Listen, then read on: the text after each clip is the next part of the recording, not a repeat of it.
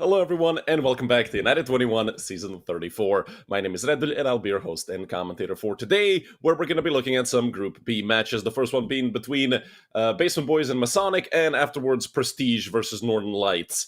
Basement Boys and Masonic are playing for the playoffs. Both of these teams won their opening matches. Both of them won them 2-0, and both of them in very dominant fashion. I mean, neither team lost a double-digit amount of rounds on both of the maps they played, so that was some very strong victories. On the other side, Northern Lights and Prestige Esports later today, they're going to be playing for survival, where unfortunately we're going to have to say goodbye to one of those teams once they eventually get eliminated. But the first match is going to be Basement Boys versus Masonic, and well, as you can tell by the graph here, so far, this is the stompiest quote-unquote group, although Group C also had its fair share of stomps, and Group D. Actually, every group except for Group A had the losing teams in those opening matches win absolutely zero. Maps. For the side of the Basement Boys, it's Trouble, Levantino, Paul de Bandana, Ursin, and Bambush, and of course Wolf as their coach. For the side of Masonic, it's Noriap, Botman, Bukaves, Kralj, and Avu with Black as their coach. You can see the veto here real quick.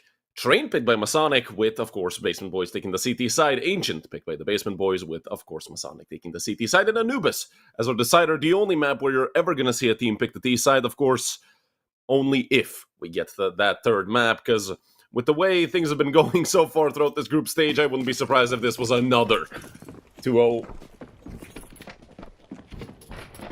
Two pairs of dualies for Ursin and Levantino. But it seems like Masonic are just off to a very fast A-hit. Paul de Bandana can't really connect onto anything through the smoke Bambush here as well. Ursin on the flank has been spotted out, just looking to ignore Botman, but well, that does not go too well for him. And Bambush connects onto 3 with the USB, absolutely nasty. Cav is now stuck over towards Khan. He does get peeked by Bambush, but does finally shut him down after those 3 frags. And Bukaves, well, he went for the aggressive play, and Paul Bandana looking to swing here. It's a bit of a team kill there onto Levantino. Trouble looking for the defuse. Everybody missing towards Khan. My goodness, not a single bullet there connected onto Avu, who somehow stops the defuse with 0.093 of a second. At the end of that defuse, he somehow actually stops it. I can't believe it. About 50 missed bullets towards Connector. But it does end up favoring the side of Masonic, who take round number 1 here on Train. 5-7 for Levantino. A very colorful buy for the side of Basement Boys. M4, MP9, Deagle, and Scout to round it off. Paul Bandana.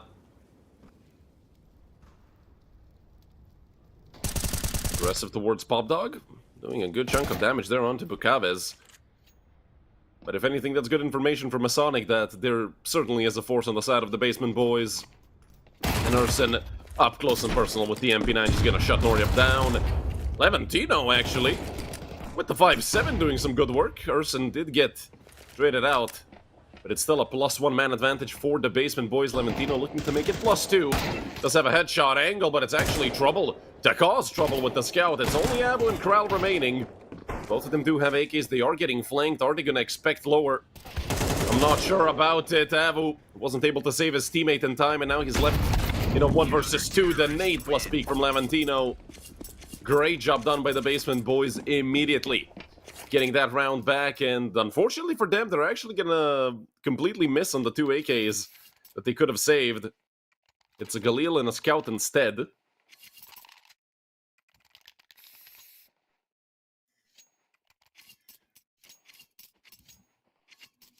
Could have been better there, just with them saving that weaponry. 5 Tech 9s, and as much utility as Masonic could get. Again, a fast hit. Well, for Kral, it's a fast hit. And I believe, was he the first one out on this round as well? Not sure, but Bambush was not ready for it at all. Paul Bandana is very aggressive here towards A main. Luckily for him, nobody's on the other side of that smoke, but the bomb is actually getting planted. And his position is very well known. You can tell Krell sort of tunnel vision there towards main. Does smoke off stop sign. Noryup disconnected halfway through the round. That is absolutely horrendous, especially with the fact that Avu got killed by that scout. In the meantime, Krell dancing around that Molotov. Still waiting for Paul Bandana to swing. And, well, the former Kono player takes another victim. Bukaves able to get something with the tech. And leaves Botman in somewhat of a doable situation here with the Galil. Nobody was watching side. That's it. Time is up. They don't have a kid. Actually, Paul Bandana does, but Botman plays it perfectly. 3 kills on the Galil for Botman. And round number 2 for Masonic. These two teams are going back and forth with these force buys.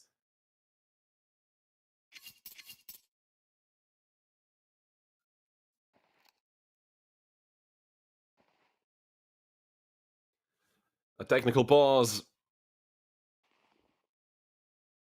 for Noryup. And Masonic, even with them losing 2 players, 1 to a scout, 1 to the, well, disconnect, we're still able to keep it under control. Do a great job at taking their second round. And now putting Basement Boys in a 4 situation. Trouble can get an M4. So we're probably going to see 2 M4s in total. Bambosh already on a Deagle with Kevlar. Urson should follow him. Maybe a 5.7 instead of a Deagle if he wants to have a nade.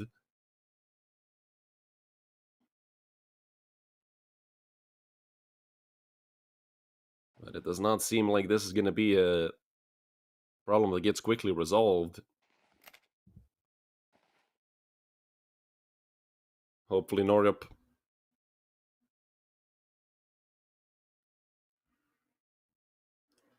is going to be back relatively quickly. There he is.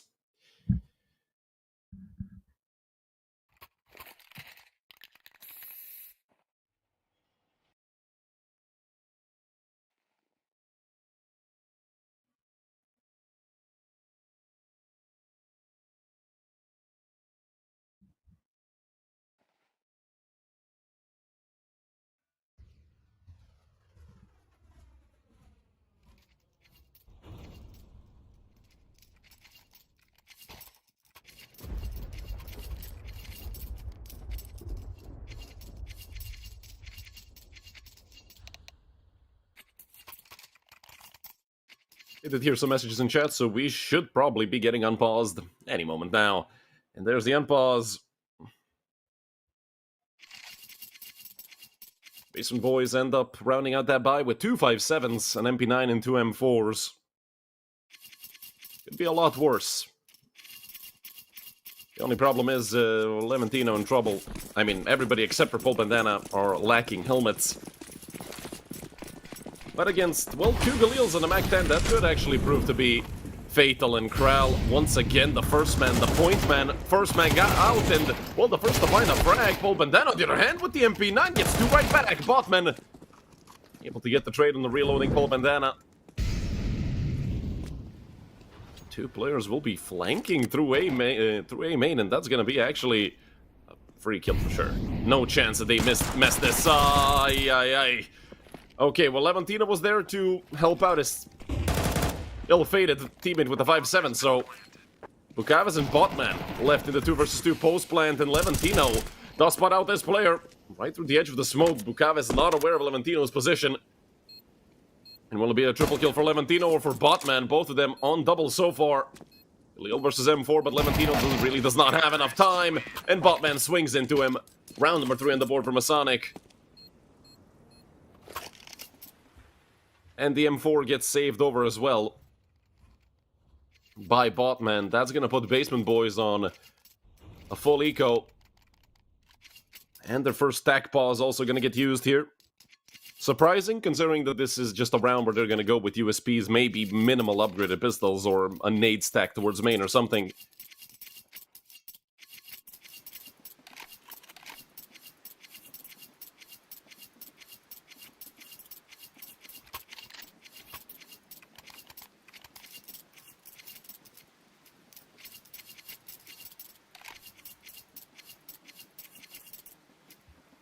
And actually, Basement Boys, they're gonna rip a force? Usually when you lose 2 rounds in a row in the quote-unquote force-buy wars, you just take the L and go full eco, but they want to fight this head-on. Trouble saving some money so you can actually purchase an op later. 1 M4, 2 Deagles and 2 5.7s. Can be a dangerous buy, a lot of nades fall towards main, but Noria just kept it safe, and Levantino with the Soul Rifle left botman on 3 points of health. Noria as well with the op, making this a +2, although 1 kill gets found by the side of Basement Boys. It's Bambush with the picked up M4.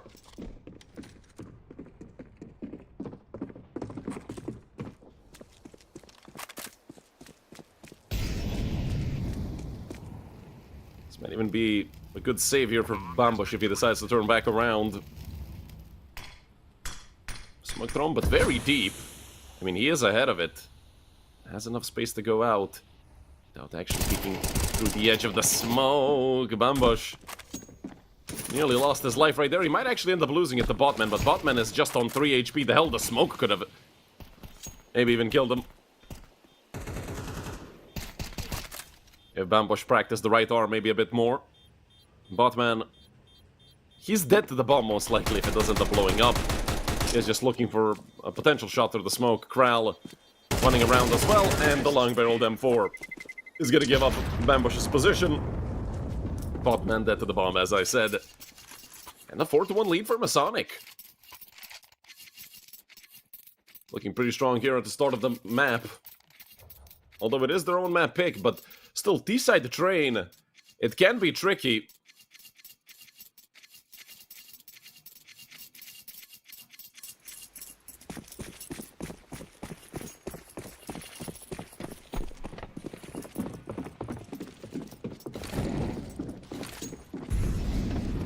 Nade combo for anybody feeling overzealous towards that push into Pop Dog, and Noria, well, caught out by that pistol. Luckily, Bukavas' Molotov is there, and the Mac-10 as well, helping out. Giving Masonic a 4 versus 3. Trouble is up close. But he opts to fall back and go into upper. He has nothing but a USP. As I said, he is the one saving as much money as he can.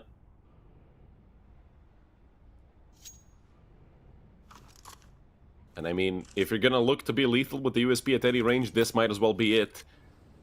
You can get away with a double dink. We saw yesterday how lethal that USP can be. But Trouble swings into upper. And quickly gets dispatched. Bukaves, what a peek. That just leaves Bambush. Bukaves on a triple kill.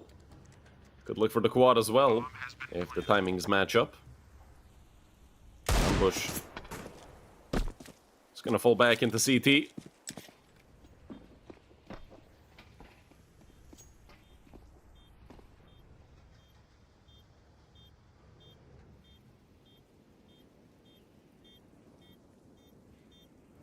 And they seem to be aware of the fact that Bambush can be towards connector. He's just gonna sit back and wait this out. Look for a late kill, and Bukaves does eventually get his 4K. A 5-1 lead for Masonic. On the T side of train.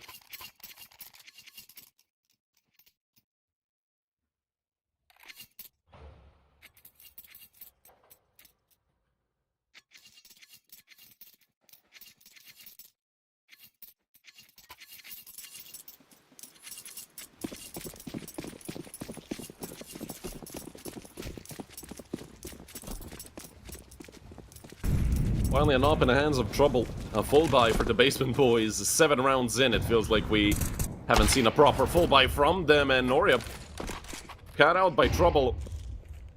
That slow peek almost always gets punished. Especially from the top of the bin. I feel like every single opper is just ready for that flick up.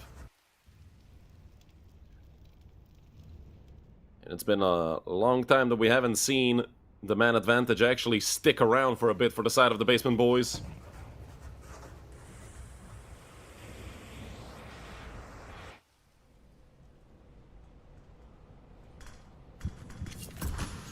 Trouble. Bit of some awkward timing there. And Corral again. Out towards the site. Paul Bandana has no idea how close they are. Luckily, Shadow advantage. Ugh. The M4 just sells him out there by a single bullet. And it's gonna be Trouble's nade to round off his triple kill. Avu, if he knew how open B was, he would have just straight up gone for the plant. He is looking to turn back towards A. I mean, he's fully baited out 3 players on the side of Basement Boys. Unfortunately, the one that's still on A, I don't even think if Avu saw him. If anything, this is a free plant. I mean, would have been the same situation on B. Now Avu is going to be in a lot of trouble. It's Urson to end them off. And the Basement Boys finally breaking that 4-round streak on the side of Masonic. And getting their second on the board. As well as saving 3 AKs.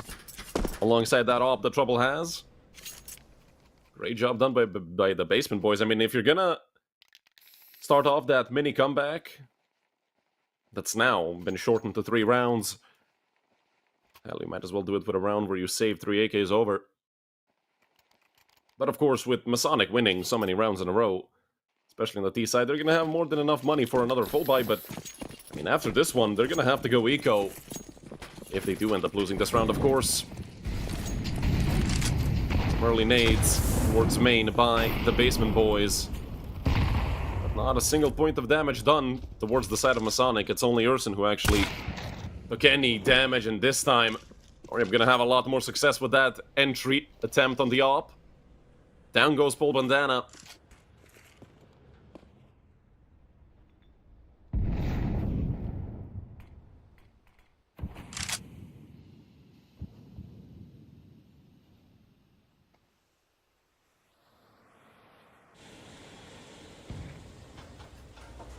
And I love what Masonic are doing here. Leave the Basement Boys out to cook. And have them overthinking things. Masonic, ever since the round started, essentially after that early frag, actually didn't even move.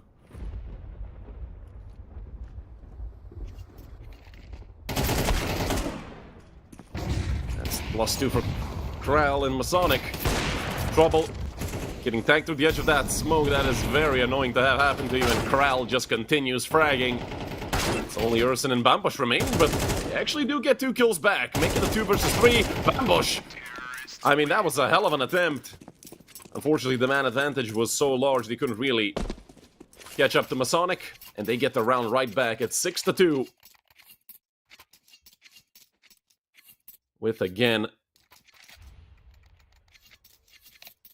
the Basement Boys running out of money. Their second tac pause called.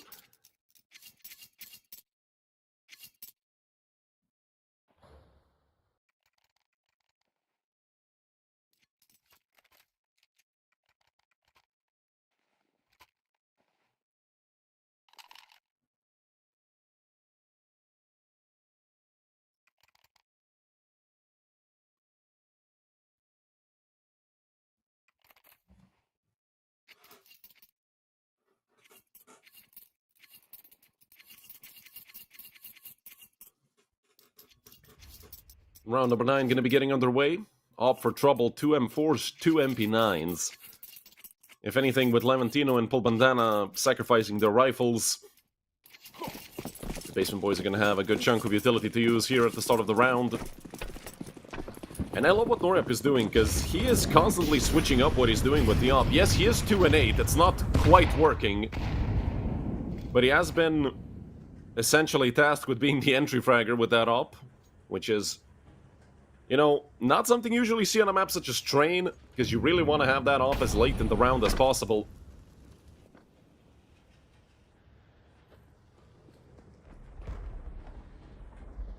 Urson tried to swing over into upper, gets promptly punished for it, and Norep finds another. It's a 5 versus 3 right off the bat for Masonic.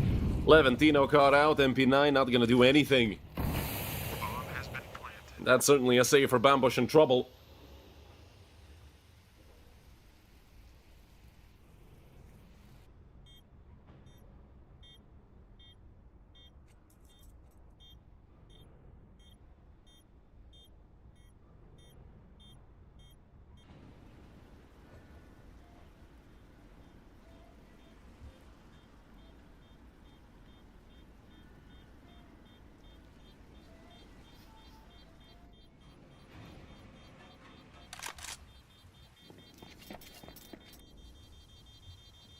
Should be both Trouble and Bambush relatively safe. Oh, well, that missed shot might actually cause trouble now that Kral knows exactly where he is. And forget anything I said about them being safe. The Ob gets saved as well. That is very unfortunate for the Basement Boys.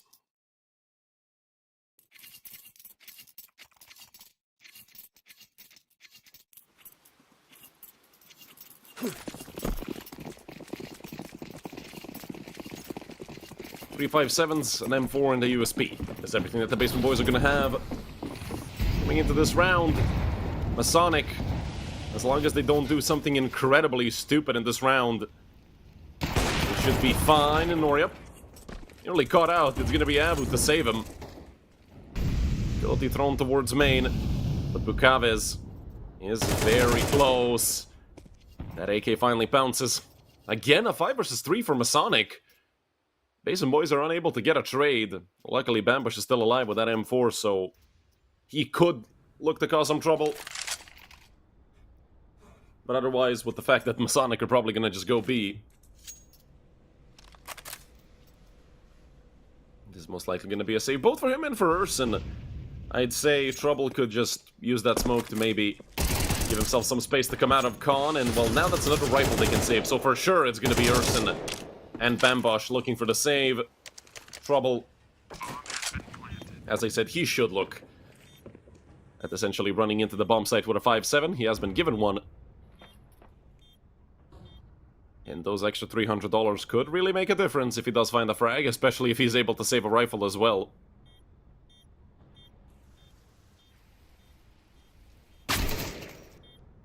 But he does get caught on timing by Kral. Completely blindsided. So an 8-2 lead for Masonic. It's looking great for the Danish team.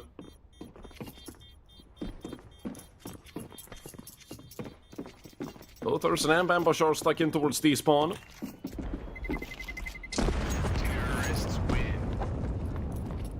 But nobody's going to be swinging into T-spawn. They know that they're probably there or somewhere around the exit to shower, so you don't really want to just give out your guns all willy-nilly.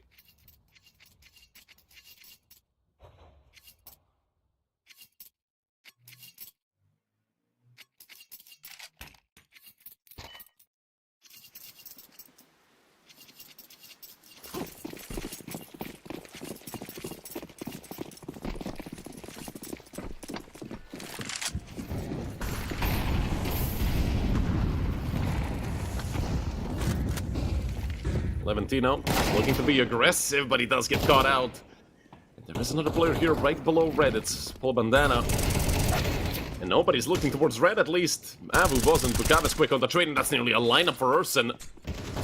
Thrown Bukaves up close and personal. Falls as well. That leaves Botman and Noryup. The 2 versus 3. And unfortunately, Noryup is the one with the bomb, and he is further away from the site. Botman looking to make a play through the smoke. And he gets caught out by Trouble. With just Noryup remaining, and him missing a shot, we all know how that's gonna end. 3 rounds on the board for Basement Boys, who are, I will say, quite struggling on the CT side.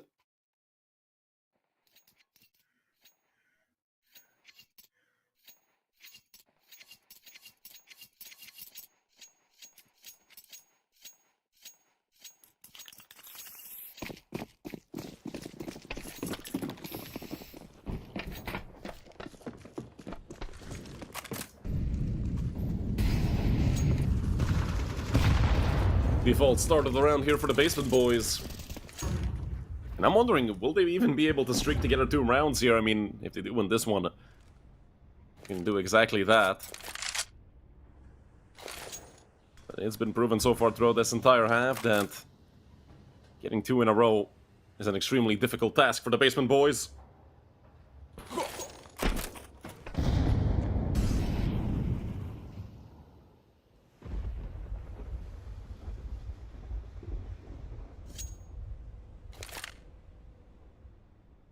I like how Masonic, from round to round, they've been constantly changing their approach.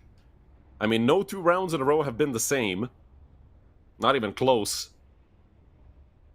And I love their tempo changes with the fact that when they go quickly, and Bambosh, I mean, that is just insane. They get killed like that. Great shot by Noryup. Just his 5th of the map. Bukaves not ready for the player right next to him. The M4, more than enough. 3v3, made a 3v2 by Noryup. Noryup on his revenge tour, going up against everybody who wronged him before. He's gonna need to do a lot more here. Levantino falls, and, well, they know exactly where Paul Bandana is. He did kill 2 of their teammates. And they have managed to bait him into crossing back into connector. The bomb, however, is still towards Popdog. Now it's crossing. Abu is looking to get the plant, and it's Noryup. To end off the half, a triple kill for the Danish sniper.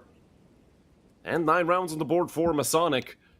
Unless you're superstitious, that is an absolutely phenomenal half. If you're Masonic.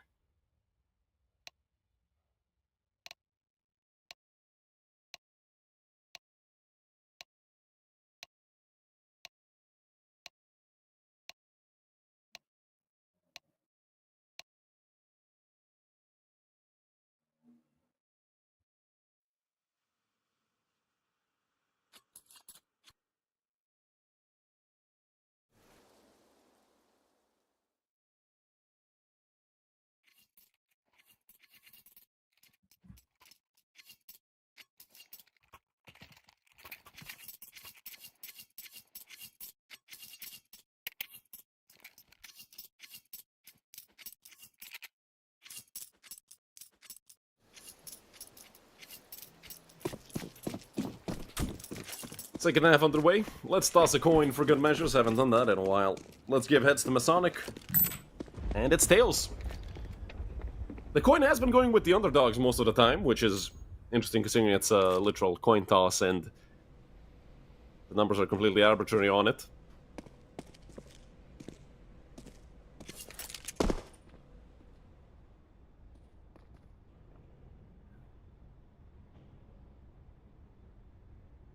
Interesting approach by Masonic.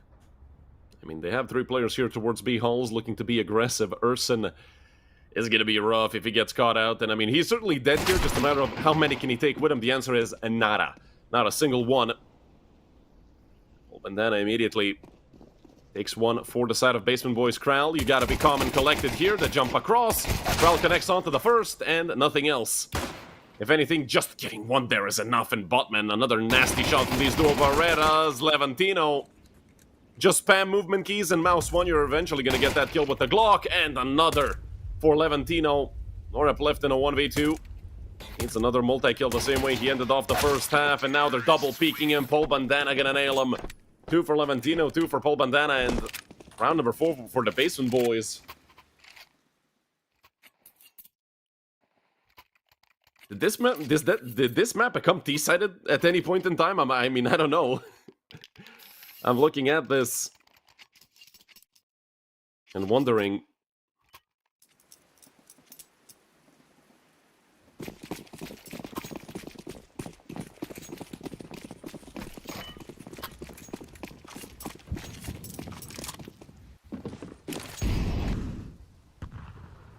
Botman, aggressive with the MP9. Masonic did force this, and look at the pre-fire from Botman.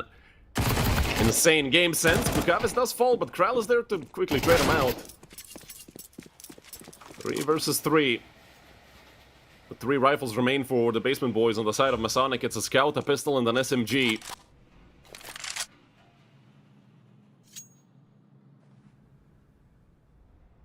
Will be difficult to deal with.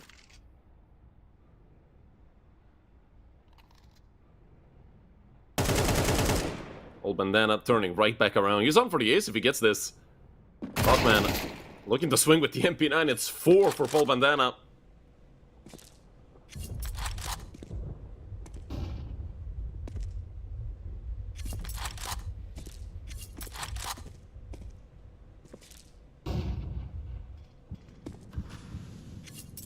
Oh, the smoke into Khan. The Basement Boys, I mean, this round was already essentially guaranteed.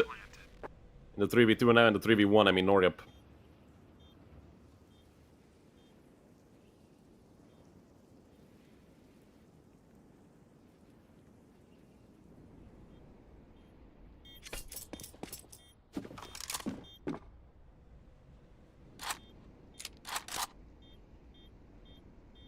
Saving the Scout and Kevlar.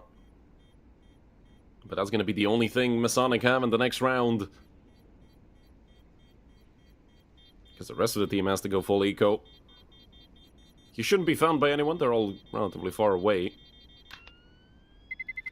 Terrorists win.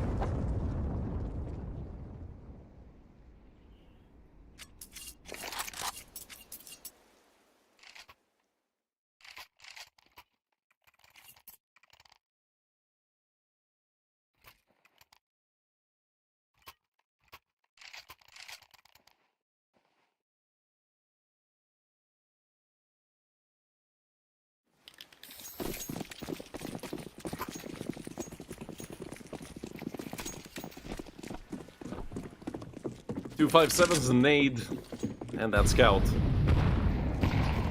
That's all Masonic are gonna have coming into round number 15. Kral did get into Pop Dog quite quickly. Urson not gonna full clear it, although does connect the insta headshot anyway. Kral was given a chance, 1 or 2 bullets. Try and connect the headshot.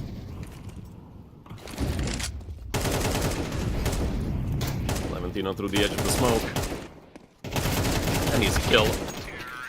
Here the Basement Boys taking their 6th. But as to be expected, I mean, Masonic really didn't have much in the means of weaponry or equipment. But now it's a full buy for the Danish team, and this is that turning point of the map. If Basement Boys take this round, then the comeback is fully legit, and it's going to be a very close map up until the end. Otherwise, we might see Masonic go back to their winning ways. It'll be a difficult map, to say the least, in the continuation of it for the Basement Boys. Noriup. I love the aggressive plays with the off. Noriup just misses. He repeaks this, another miss. Usually you don't get to miss twice. Noriup, not only did he miss twice, he didn't even get tagged by a single bullet. He's completely fine.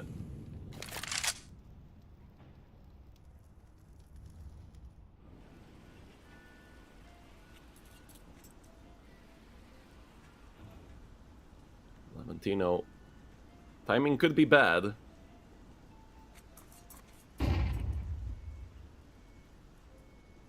If Abu decides to push main, but he is already far, far away over towards the bomb site itself. And with a deep smoke thrown, that's gonna fully cut off Levantino. Putting up a smoke of his own. And the utility being set up here between the Basement Boys members. 45 seconds left on the clock.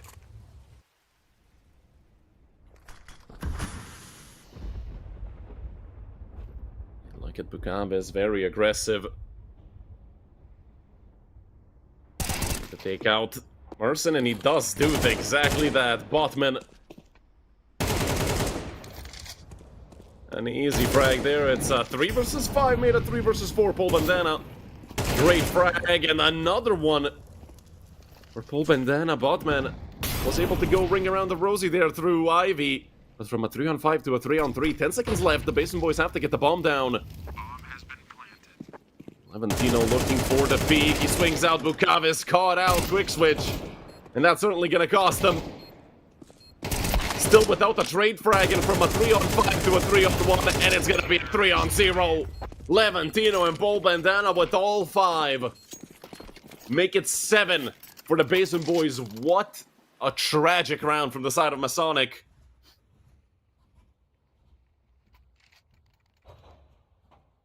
You open up with a 5 versus 3, and you can't even get a single kill more after that. I mean, horrendous work by Masonic. But it happens. And if you want to be a pro player in a pro team, well, you gotta forget about that as quickly as possible. And the same, actually that's, yeah, that is the default sandwich smoke. For a second I thought they missed it. Levantino just looking to swing out. It's Kral, and Kral with 2 on the Deagle. Okay, okay. 3 kills unanswered. And let's see, will this be another 5 versus 2 this time? Urson getting more. 3 kills for Urson in trouble. Leaving just Kral and Noriup. Kral, he had 2 already. That's his 3rd 1 dig of the round, and Urson is a bullet away from death. It's Noriup to clean him up. Masonic with nothing but deagles. Run over the basement boys on the A bomb site. What a round.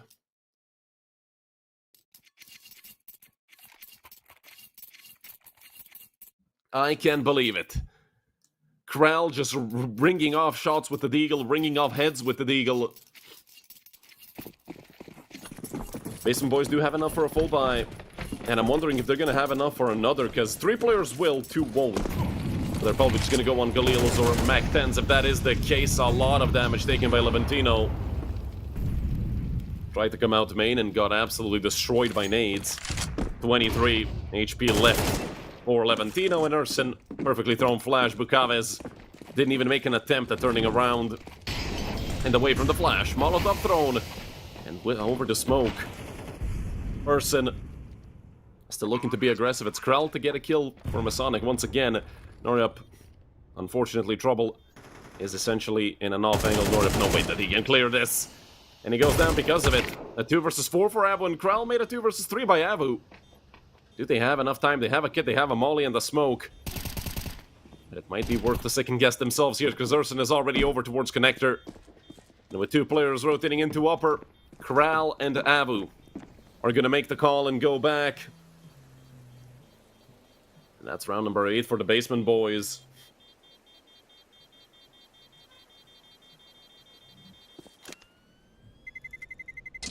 Terrorists win. Maybe Avu goes down, or maybe Avu gets a kill. But in the meantime, Krell did lose his life. Urson nearly found another.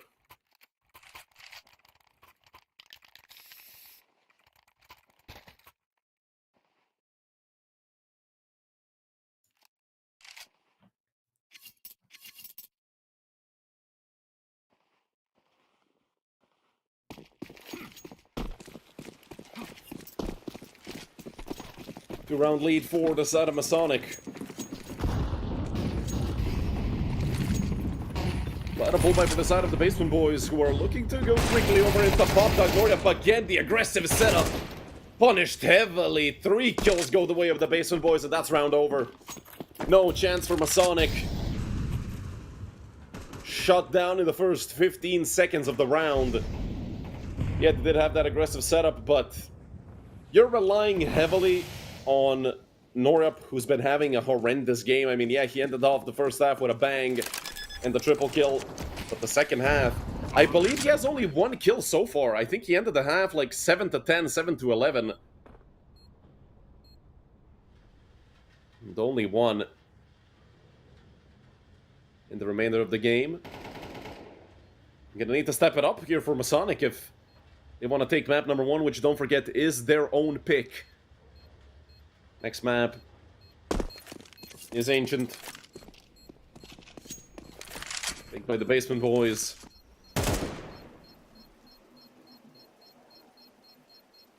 Navu goes 1 for 1 there. Not great for Masonic. They would have loved to have that extra rifle. Only going to be Bukaves to survive the round. And the 9th on the board for the basement boys.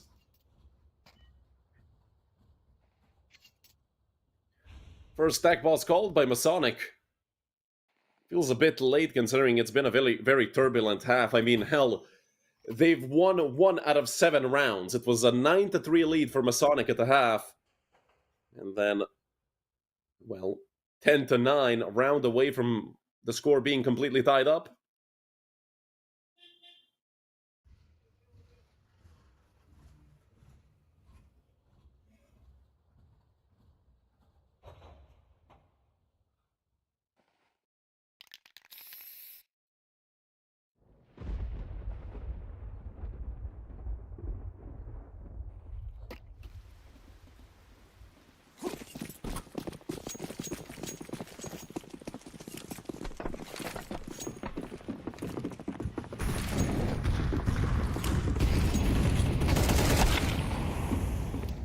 Nav opening up round number 20. Perfectly here for Masonic. But after that 5v3 loss, I feel like the basement boys are still going to be confident. no matter the fact that they lost that first frag. It is on Levantino, who has that dirty task of having to be the first one out A main, or just being aggressive whenever he gets the spawn for it. Unfortunately, it's been a few rounds, and Levantino, and every single one of them has been bested. Minute 10 roughly on the clock, left for the Basement Boys to choose where they want to go. So far, it seems like they can hit B. This is a passive setup and just waiting for somebody to push either upper or lower. Avu. Caught out by this, he goes down. Urson sees the second player. Urson again, causing so much trouble. Masonic, again with the man advantage. Luckily, Botman there to make it a 3 versus 3. But it's only Noria stuck on the B bomb side, and he immediately gets nailed by Bambush. Quick molly, forces Kral out. Kral actually taking 30 unnecessary damage. Could have just walked right out of that Molotov and taken maybe 10. Luckily for him, they don't have a nade to throw towards Connector, but they do still have a Molotov. Kral does get spotted out, left with just 12 HP in total. And 2 players on the bomb side. Yeah, there's not a chance. Both of them a bullet away from death. Especially if they get shot in the head. That leaves just Botman. 1v3, he has to save. It's 10 to 10. And the Basement Boys have done something incredible here in the second half. 7 out of 8 rounds have gone their way. Terrorists win. Not to mention, this round was a 4v5. A couple rounds ago, they won a 3v5.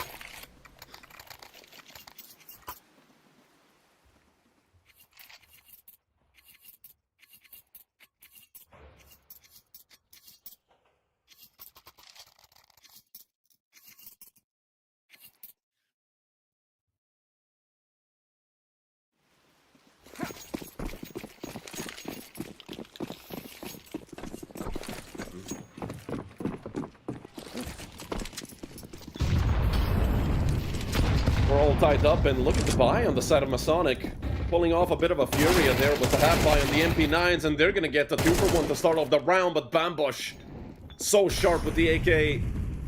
And he is aware that staying there means he's risking his life and potentially giving the man advantage over to the basement, to the side of Masonic. Trouble, on the other hand,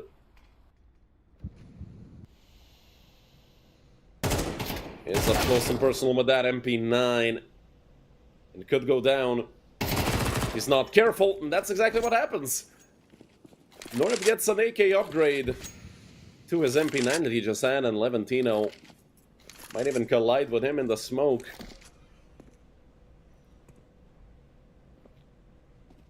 Oh, it's all a game of timings. Hurry up.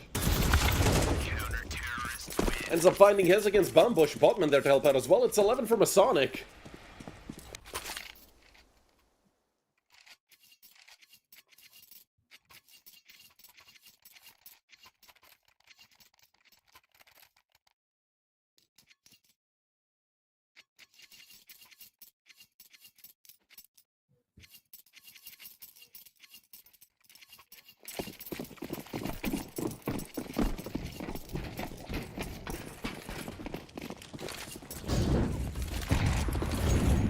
Early util and aggression by Nordic yet again. This time it seems like the basement board is gonna hit very quickly towards B. It's a 1-for-1 for Bukaves. Not sure if that's enough. Botman does get mollied up, but he smokes in front of himself. Noriup, combat up. This is simply a shot he has to hit if he wants Masonic to have a chance at getting 12. And Levantino's in a position that Noriup will never expect. Paul Bandana with another, and with 2. This round is over for sure. It's only Avu. And he has to look towards a save. No money on the side of Masonic. It's going to be 11 for the Basement Boys. And hell, we might even see overtime between these two teams.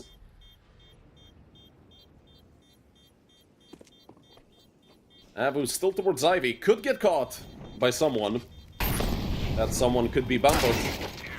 That's exactly what's going to happen. Another nade for Bambush to pick up. And 11 to 11. From a 9 to 3 half to us looking at least 24 rounds of Counter-Strike.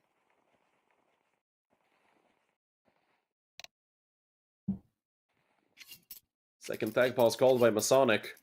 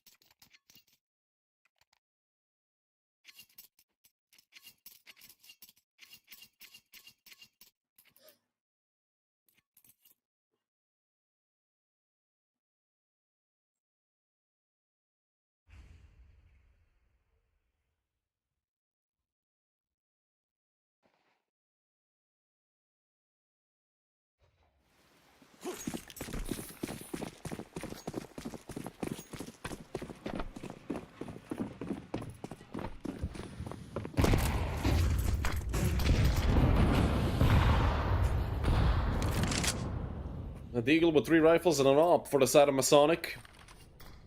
Feels like the last hurrah here to try and pull something off.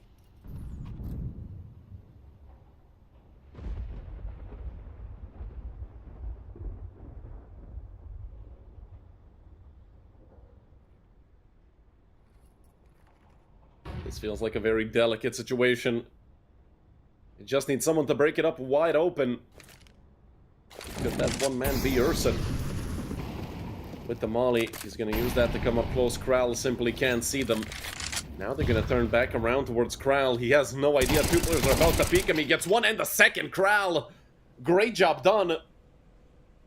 And that's another 5 versus 3 for Masonic. But this time, if they lose this one, I feel like they're going to lose the map as well. Bambush trouble in Levantino. Paul Bandana is gone, and he is the top fragger for Basement Boys, 27-17. Abu ahead of the Molotov, but can't connect. That's the first kill in the 3v5 to make it a 3 versus 4. One more player here, but Bambush doesn't expect him. Great job done by Botman with that off angle, but Levantino catches out Kral. Noria behind the bomb site. Botman looking to swing back around. Chavez there as well, and great job done by Masonic to keep the situation under control. It's just Levantino left, but big players make big plays. Levantino looking for his. Unfortunately, it's Bukavis to swing out and make it 12 for Masonic. 1 map round, 1 chance to close this out without needing overtime.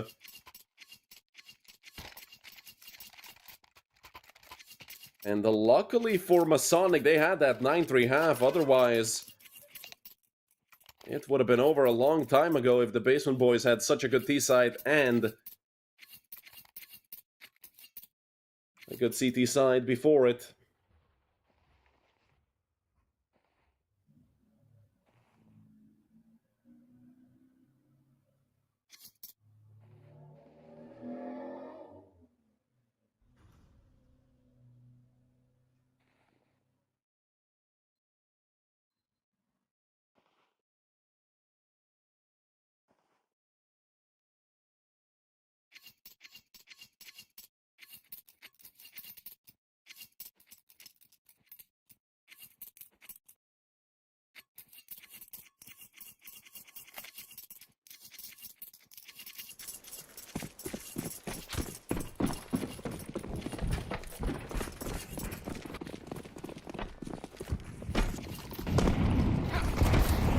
Pull by for the side of the Basement Boys, and MP9 still on the side of Masonic. And look at Kral. Oh no, this could be horrendous for the Basement Boys, but it's Kral only picking up 1.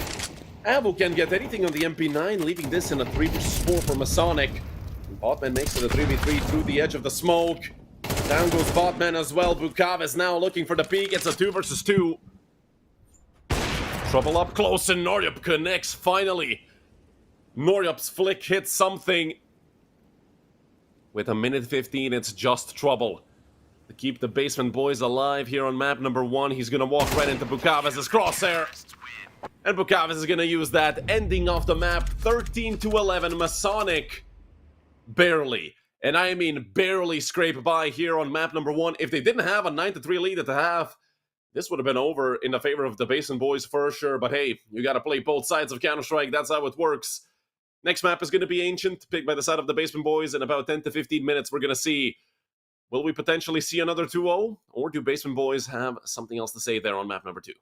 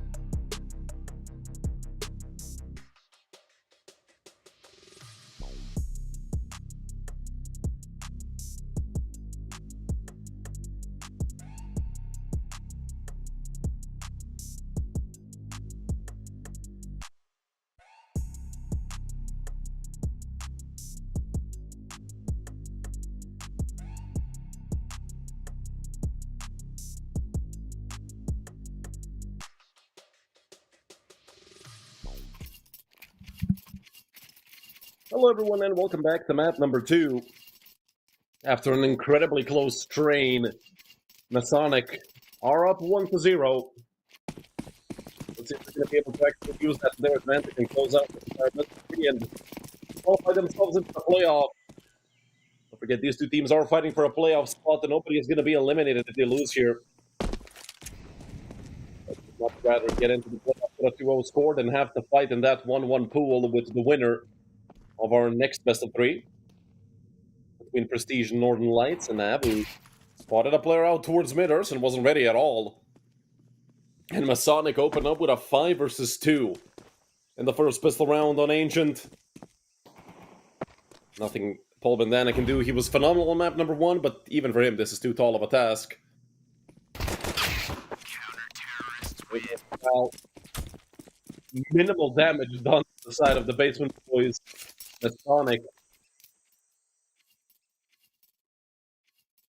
Or actually, the graphic is backwards. Minimal damage done to Masonic.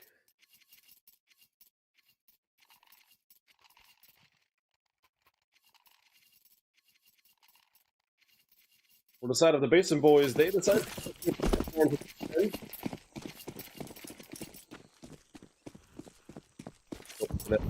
flipped back around the right way. But we know who's who.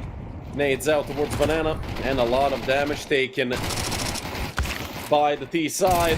Nora Panavu, 3 players remain here. Botman, well, M4A1 kind of sucks in that situation. It's only Paul Bandana, and he knows that he can't even reload the M4. 2 bullets. And he peeks while switching weapons. Round number 2 on the board for Masonic.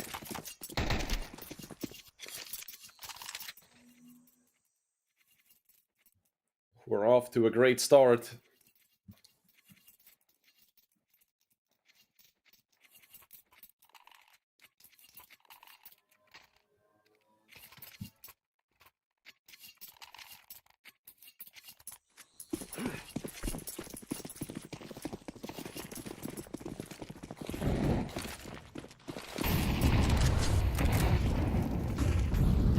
SMGs again for the side of the Basement boys, who have decided that forcing again is the way, and hell, they might be onto something. 2 kills found. 2 kills found on mid. Now the mind games begin, or lack thereof, because they're just fully hitting A, but there's 2 players here. Bukaves and Avu. Oy, what a tap by Levantino. It's just Botman and Bukaves here in the 2 versus 2. Smoke thrown onto Donut, a smoke thrown onto main by the side of Masonic. And you can tell they are concerned about somebody maybe coming out from Red Room and flanking them in through CT. Bukaves boosted up, Levantino ready for it. Left with 14 HP, but Botman still not moving a muscle.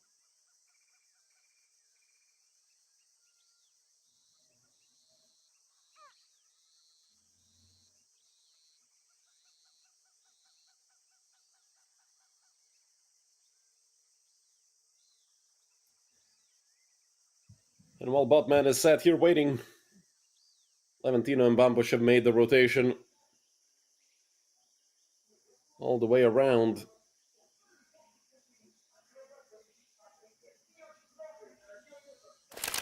Towards the B bomb site.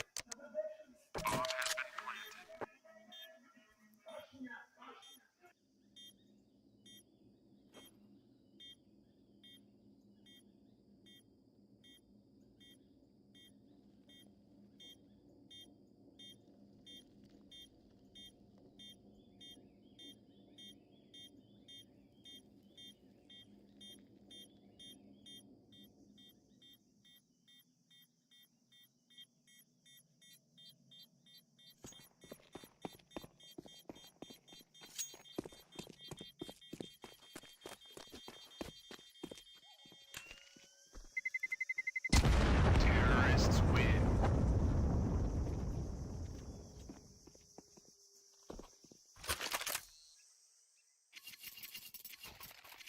A circus advertisement van just went past my window, so I had to mute myself as to not potentially play any copyrighted Benny Hill's theme music. Do people still attend the circuses? Do, like, people actually say, oh, I want to watch a circus? Like, who the hell goes there? I feel like that died in the early 2000s, if not in the 90s. Also, I feel like that's why a whole generation... Which gen is that? Is that gen... In the 90s, they have a fear of clowns. Up in hands of Noryup. 3 and 4s and an MP9 to fill out the rest of that by 4 Masonic, and Bukavis just gets destroyed by Trouble. The 4 remaining Basin boys, all of them running in through a main corral caught between a rock and a hard place, and well... Ambush does trade him out. Urson is up close to Temple. Oh, the timing couldn't have been worse for Urson, although Noryup, he only has an op, so he can get one at a time. Does take out Urson, and then leaves only Bambush. He gets caught out by Abu.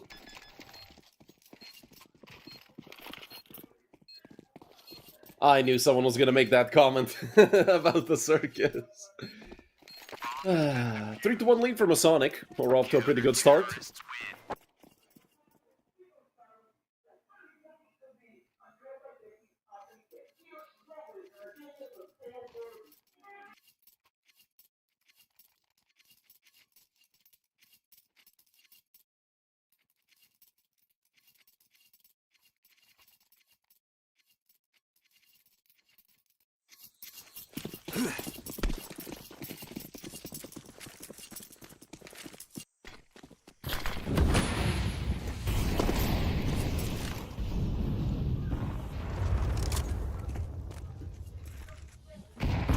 Basement boys spending all their money,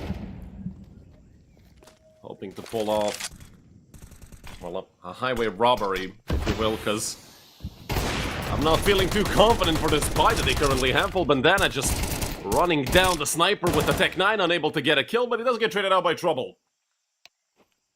Still a man disadvantage for the side of Basement boys.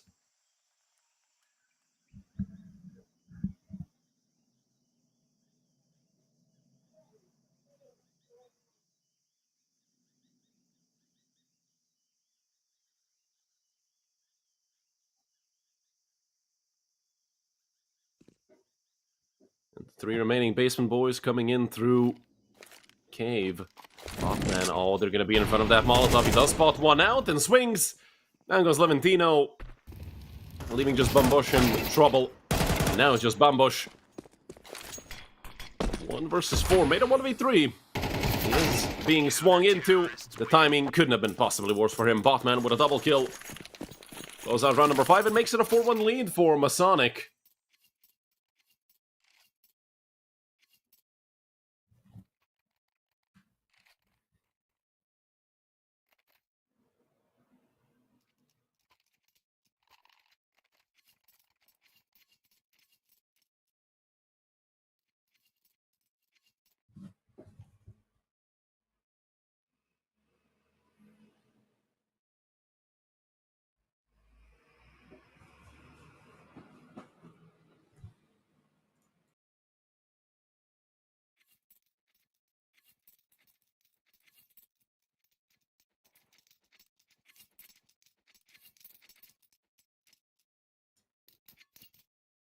Just pistols for the side of the Basement boys.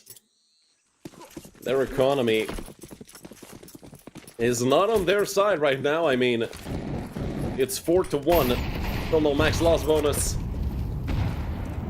Bukaves, you don't really want to be pulling out the smoke there, buddy, but luckily for him, Urson was fully blinded. And, well, a 5 versus 3 in the favor of Masonic. Bukaves looking to come and help out his teammate. Another one will try to push the smoke. Kral down towards elbow. Bambush does find a kill onto Avu. That's an AK that he can pick up.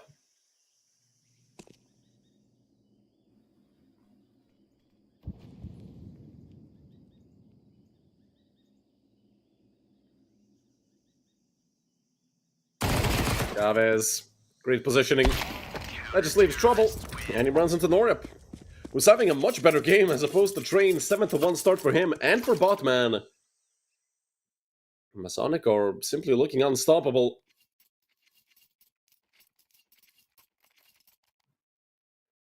But a similar situation happened on map number 1, where they had a 9-3 lead at the half of train and still ended up getting defeated.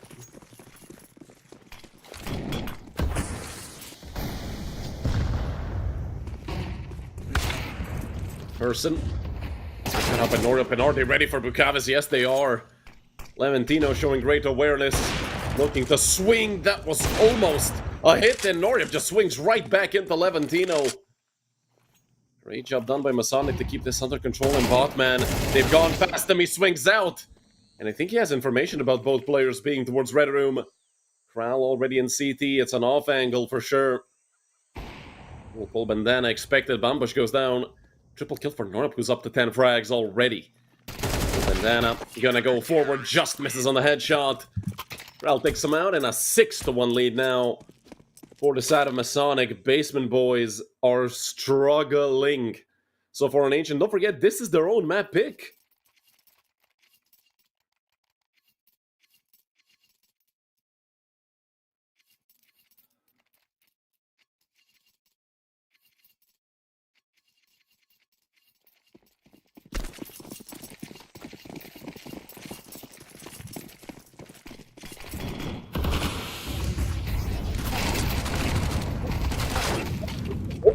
It's a lot quicker than I thought he could ever be there, but Kral might have been a bit late.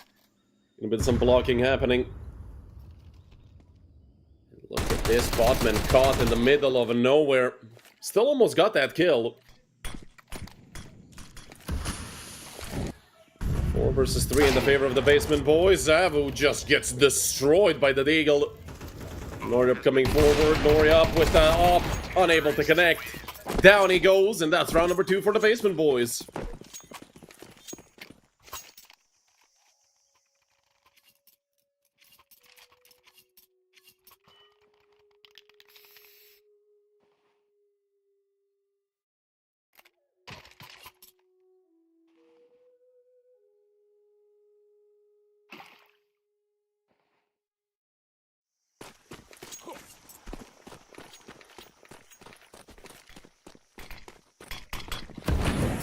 Two MP9s on the side of Masonic.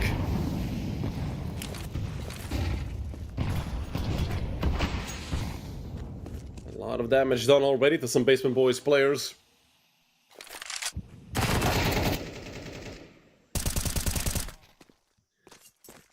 And a 1-for-1 trade to open up the round.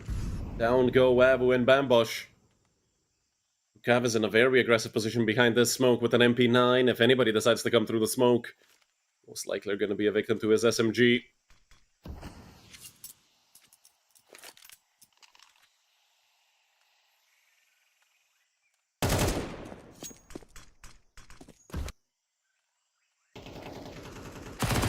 Chavez, great flank. And down goes Trouble. So now with the 4 versus 3 Masonic, they had the bomb for a second. Paul Bandana, is he ready for this? Well, he certainly is now.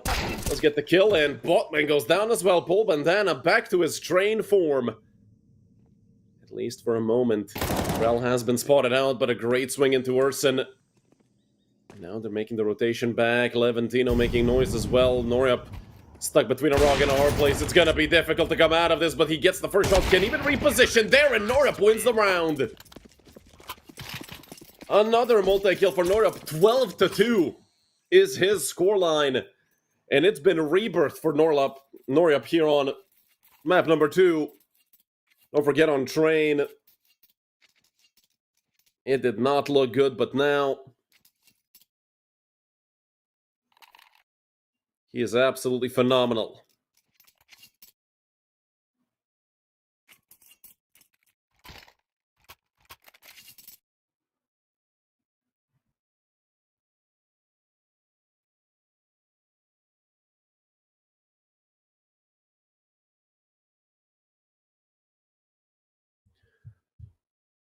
First time out called by Masonic.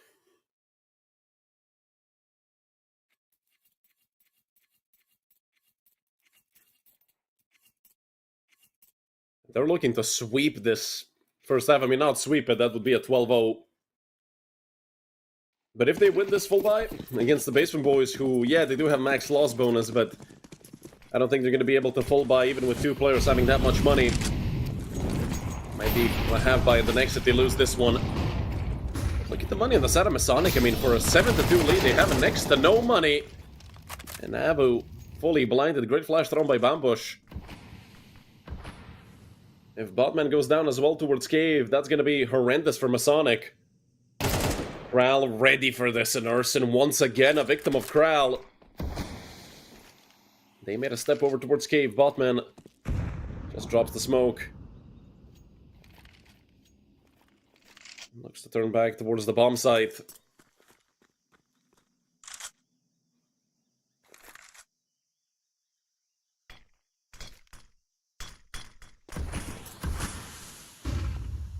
Kral repositioning, going aggressive towards ramp, and Noria pixel angle, jumping, Dragon. What a headshot from Kral! 3 kills for Kral, and an 8th round for Masonic on the board. Basement Boys are... This isn't just a basement that they're being dug into. This is a 10-foot grave.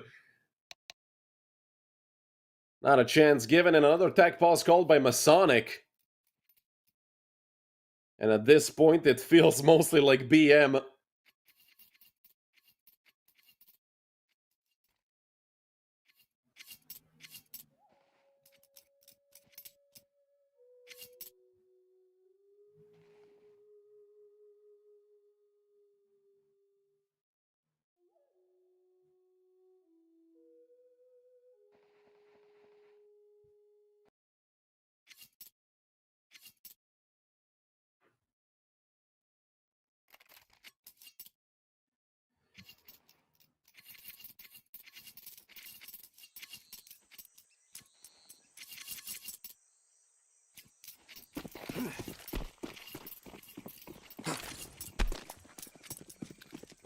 Round number 11 underway, and, well, it's been a difficult map so far for the Basement Boys, to say the least. Masonic going for essentially a walk in the park, a fast play towards the A bomb site. Bukaves repositioning perfectly, but are they aware of a player that's out? Yes, they are. Urson again. 3 rounds in a row. Goes down to Kral. Urson is 1-11, having a horrendous map, and 2 more kills go the way of Masonic. This round is over. No chance for trouble in Levantino. No chance. Especially with that off already.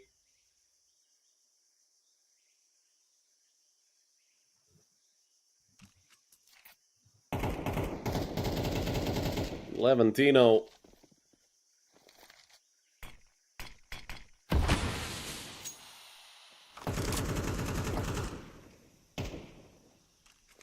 What can you even do here? I mean, you're saving a Galil, which is kind of sad.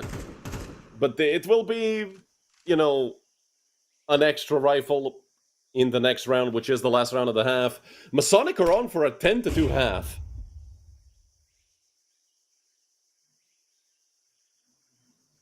Absolutely. No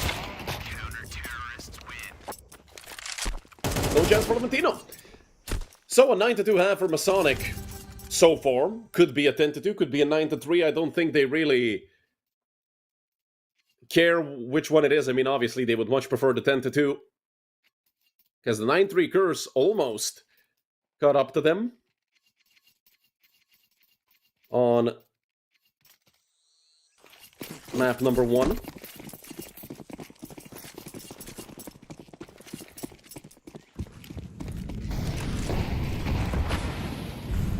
Hurry up. Deep angle over towards elbow. Kral goes down as well, so Paul Bandana opening up 2 players at the start of the last round of the half. I think a bit too late for that, but hey, I mean, Levantino. Oh, that hurts. Luckily, Urson did get another, so a 4 versus 2. And finally, we're going to see another round go the way of the Basement Boys. So second map in a row, most likely going to be 3 rounds at the half for the Basement Boys.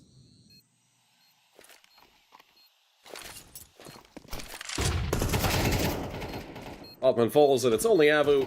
4 players towards Donut. And there's no chance for Avu. 9-3 at the half, same as the previous map, except this time it felt like Basement Boys were struggling even more.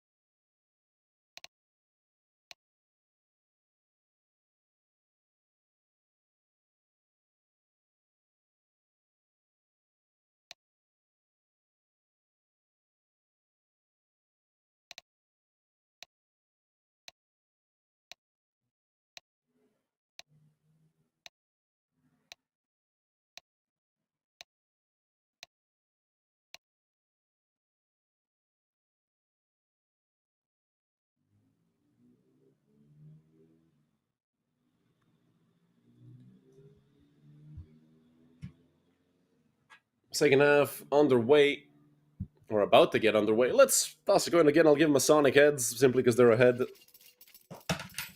I missed half my desk, but it landed on heads, from what I can see. Well, the last time in the previous map, the coin was correct, so it's gonna suck for the Basement Boys if it's correct again. Last time it was in their favor, this time it's against them, and well, they really need this round.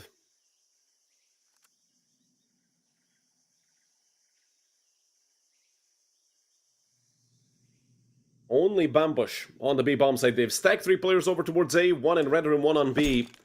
I'm not sure how much I agree with that, because look at the hit that's about to come up on B.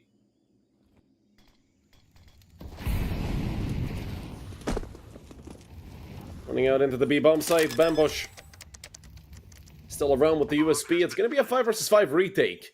And Kral is quite far away. If they can hit the site quickly, they might be able to even get away with essentially playing a 5 versus 4 on the site itself. And these Glocks up close and personal, well, they're certainly going to be lethal. And 2-3 kills go the way of Masonic, who have gotten back in trouble. I mean, that's a heroic attempt, but too many players to deal with. Botman and Kral remain in the 10-3 lead for Masonic.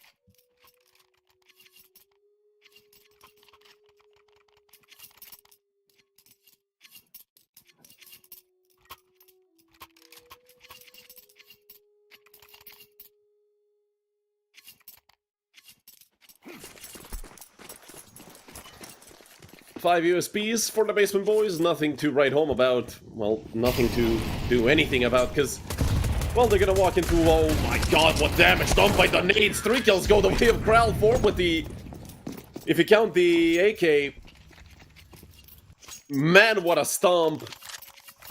But I respect that from the Basement Boys, they decided to just throw themselves at mid. We love when those rounds are over quickly.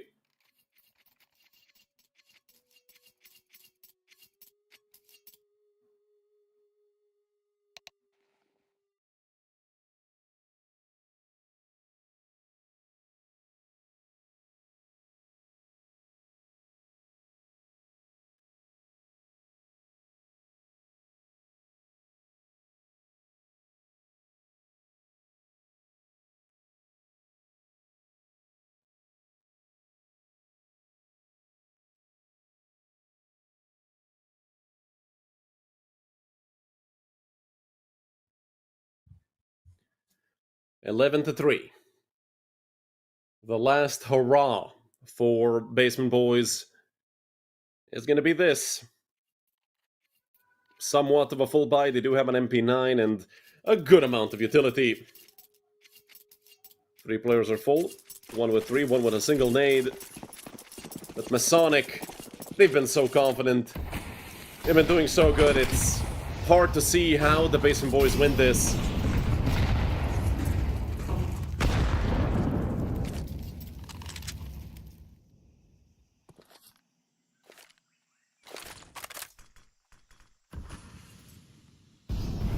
Smoke for elbow by Paul Bandana. I mean, a lot of that utility that the Basement Boys have had, or had, has already been thrown out.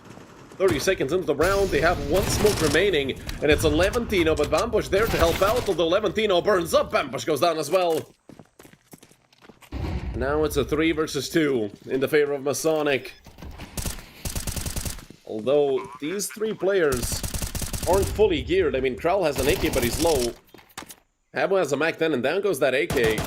But look at the flank from Bukaves. Easy headshot onto Trouble. Paul Bandana does pick up the kit right off the bat.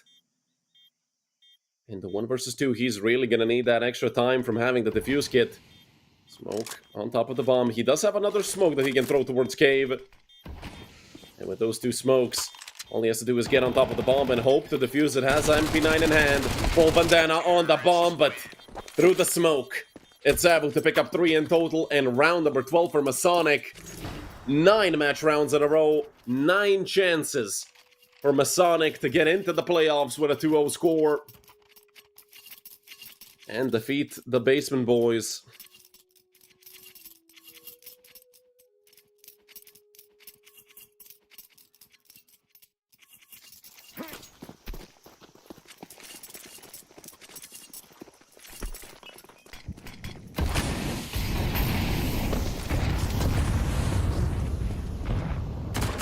Some aggressive over towards elbow.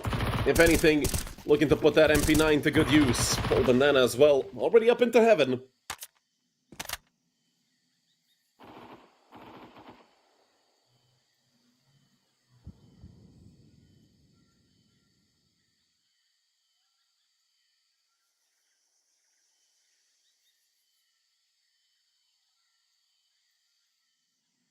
And you can tell how much Masonic want to end this map soon. A very safe setup. 3 towards elbow, 2 towards the B doors. Another smoke does fall, and they fully lost banana control as well as mid. So Trouble is probably trembling over towards the A bomb site, hoping that he doesn't get pushed down into Abu. It won't be smart if he pushes that smoke, and well, it's round number 4 for the Basement Boys for sure. Just a matter of can Norip save this off. He is being pushed down by the MP9, but he does pick up at least 1 kill on the op. It does go down, and that's 3 rifles plus the sniper that they can save. Cutting the lead to 8, but still a long way to go.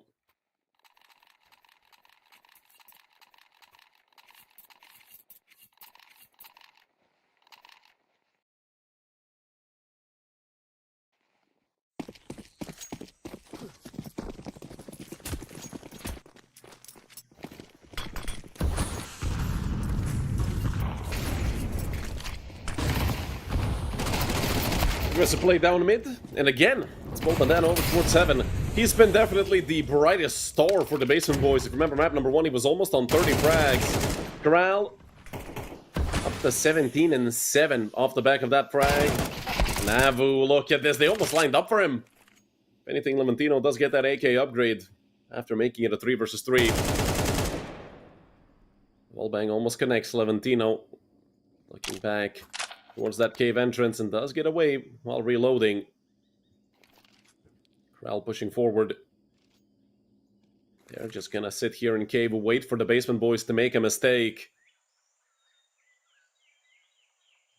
As if anything, they have been making a lot of them. Here on map number 2, Bambush, a bit of an off angle. Could catch out 1 player or not. Levantino turns back around, but only good for 1 frag, and that just leaves Trouble in the 1v2 with an op to try and keep the Basement Boys alive in this best of 3. Otherwise, Masonic are on for a 2-0 victory. Map number 1 was very close, map number 2 not even. Towards the bomb site is gonna burn Kral out of position, and Norup, last man alive, a nade thrown. Will it cover his sightline? Yes, it will. Trouble looking for the frag, and he does eventually get it. So we're gonna stay on Ancient for a bit longer. 5 rounds on the board for the Basement Boys. But they have come with a lot of battle. And it's been hard for the Basement Boys.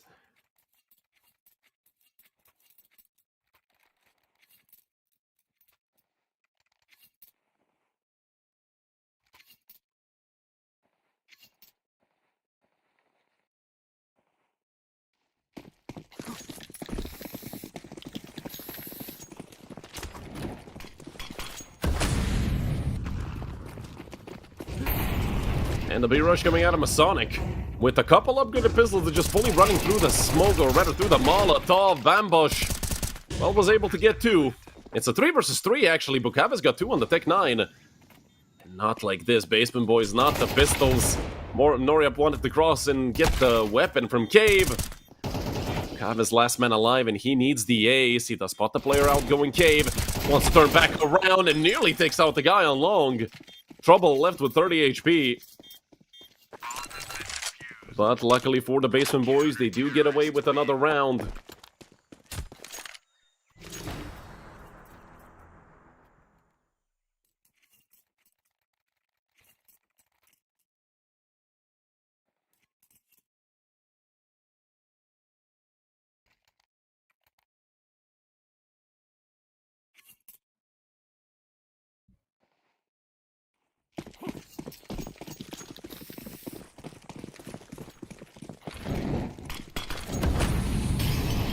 And I feel like it's just a matter of time before Masonic close the doors on this best of 3. But hey, I mean, the Basement Boys are showing fight, which is good to see. If anything, Urson gets the opening frag, and it's 3 for the Basement Boys. Abu unable to get a trade, but he does get 2 and almost 3. Does decide to swing out and falls to Trouble's Tech 9, leaving Noriap 1 versus 3 with the up. Does have the bomb on his back. There is a player towards Cave. Oh, that's a big tag to find. But Noriap, I don't think he's ready for the player on long. It could be. Bambush is not peeking, just waiting for his teammate to bait out Trouble. Bambush to close out round number 19. And it's 12-7. This lead is slowly melting away. Slowly but surely. We might even see Basement Boys actually catch up to Masonic.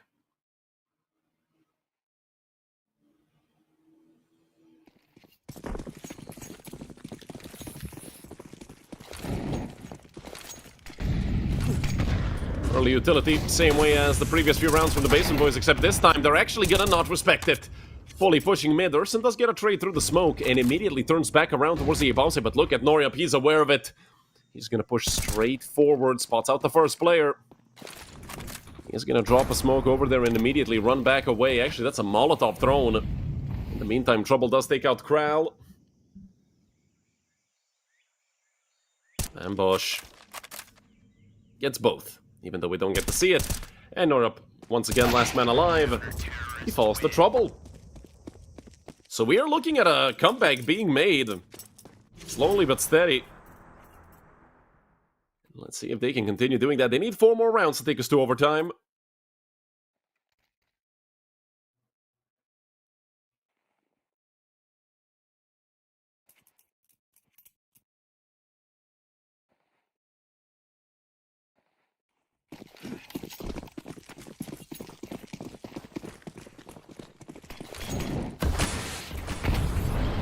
Same utility again from the side of Basement Boys. They wanted to go for a run boost, did miss it.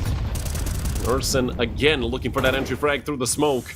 Masonic still only need 1.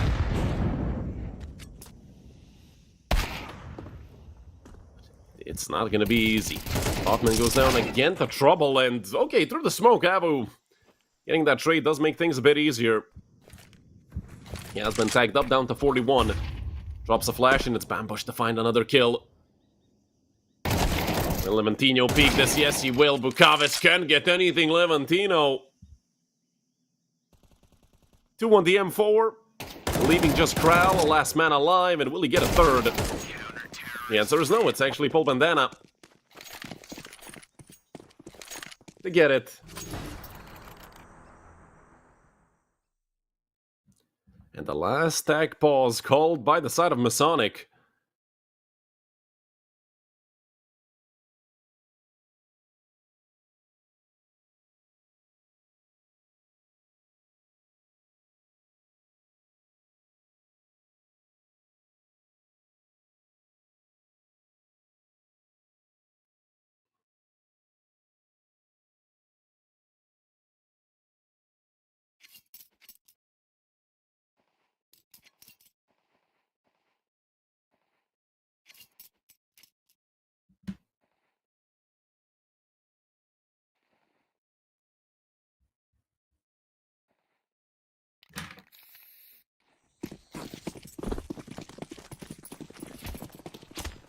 3 more rounds needed for the basement boys. This op in the hands of trouble has been trouble for Masonic, and another B-rush seemingly being set up. It's been the same pattern of rounds for Masonic. Full buy and attempt something towards mid, get shut down, go on pistols, and try to rush B. This time it's not a rush, it is a almost full-blown execute. They are out of utility officially. Like Galil in the hands of Tral as well with 4 Tech 9s. Levantino! 3! Over towards Cave. Botman gets caught out as well. Great coverage by Urson. Even just Noryup.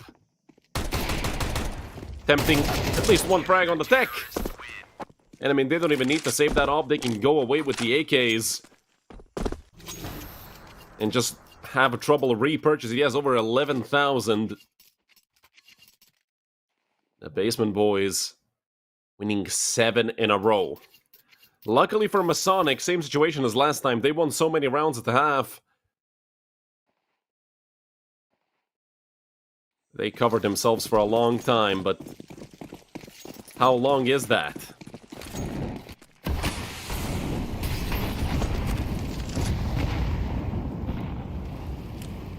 Urson with a flash behind boxes. This time, no early frags in the first 20 seconds, but they do want to fight this towards mid. Old Bandana gets pushed back alongside Urson.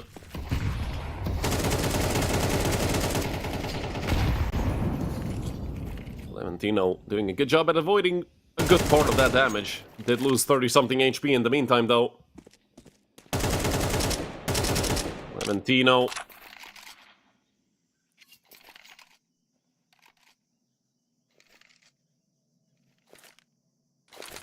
Botman getting a flash ready. Nobody is there to receive it. It's a double-man setup. Levantino and Bambush. Over towards Cave. And Bukave is turning back around towards Elbow. Took him a long time to react. It's Bambush to get the trade. But still a 4 versus 3 in the favor of Masonic, and they've fully cleaned out the A-bomb site. This might be the end of this best of 3. Trouble. 1 on the op, but is that enough? I don't think it is. They still have the site control. But Urson is going to be coming all the way around on the flank. Flash thrown towards CT, and Trouble can't see a thing. Leaving Urson and Bambush in the 2 versus 3. Bambush a bullet away from death as well. As Urson not having the greatest map so far. 2 players out towards Donut, 1 still on the backside. And Noryup might have just shot this round fully. Urson caught on timing. Tapped by Bukaves, who picks up a triple kill to end it off. 13-10. And a 2-0 victory for Masonic. It feels like it could have been a lot easier for Masonic, but the Danes do ultimately pull it off. A 2-0 victory, just continuing the streak of 2-0 wins in the group stage. Masonic are your second team in the playoffs, and, well, unfortunately, today, the Basement Boys, I feel like they didn't show us everything they could have, but they didn't really play the greatest of Counter-Strike. I think we can all agree on that. Anyways, they're going to have another chance. They're not eliminated. Their score is now 1-1, and they're going to be waiting for the match between Prestige and Northern Lights to see who's going to be their opponent and the last hurdle they have before the playoffs. Unfortunately, speaking of it, it means Prestige and Northern Lights are going to be playing for elimination. Whoever loses the next match is going to be gone from Season 34 of United21, but we're going to have to wait a little bit, as you can see, about 35 minutes of a break, and we're going to be back at around 12:30.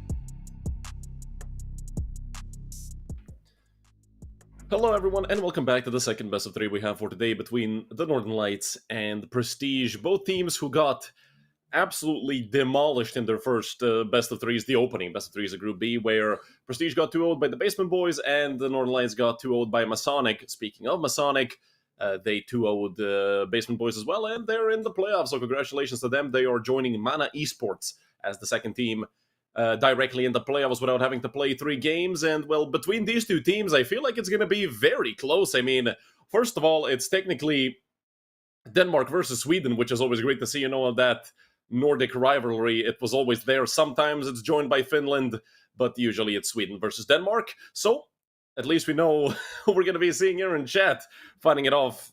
Not really. These guys are always chill. So, between Northern Lights and Prestige, I personally can't find a favorite. Both of these teams in a similar boat. Also having some roster switch-ups recently. Anubis picked by the Northern Lights, obviously T-side for Prestige. And Train picked by Prestige. Northern Lights taking the CT side. Ancient as our decider if we do end up needing it. So yeah, we get to see Train again. We get to see Ancient again, potentially. Unless somebody decides to 2-0 again. I don't feel like that's going to be happening between these two teams. I mean, if I had to guess, I'd say 3 maps. But to, literally have to choose the winner, I have no idea. Although, Prestige Esport did recently pick up Fruslev, I think. Or Frusle from Masonic, from what I remember. So, definitely a big boost to them. A very, very good player to have on your side. Folk, Nikki B, Mizzy, and Doku. To round out the rest of the roster, for the side of Northern Light, it's Frank, Mines, Dubes, Snow, and Cham. Quick nade thrown here by Frank, looking to do some early damage. That's one hell of a photo right there for Frank, and one hell of a, well, missed opportunity there with the USP, but look at this 3-man A push. Shutting everything down. Mizzy can't even pick up the bomb. And what a way to start it off for the Northern Light.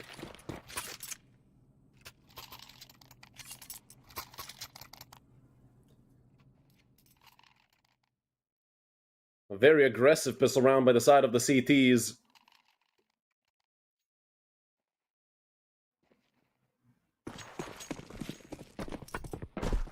And, well, due to the fact they didn't even get the bomb plant Prestige, they have a P250 and the Deagle. Nothing else. And again, aggressive setup towards Khan, but when you have an M4 and you know that the opponent is probably full eco, there's no reason not to be aggressive, or maybe there is. Jam gets sat down by Nikki B's Deagle. Doku does get traded out. Mine's barely alive. And Frank nearly gets caught out on mid as well. We'll go back. And tuck away. A 4 versus 3 for Northern Light, although Frank is very low. Mines is a bullet away from death. It's not impossible for Prestige to somehow pull this off, but with that nade coming in from Mines, it's been made a whole lot easier, and Frank gets a second of the round. It's only Mizzy. 1v4 with a Glock. I don't think that's going to be happening. Does tag Frank up a bit more, but Frank doesn't care. Picks up 3 on the MP9, and that's a 2-0 lead for the Swedes. Quick and easy here at the start of the map. And it is their own map pick.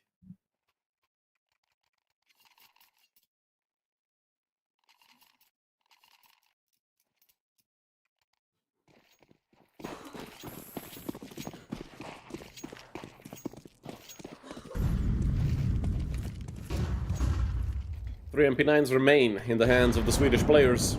5 AKs on the side of Prestige, but not that much utility. Half HP gone for Folk.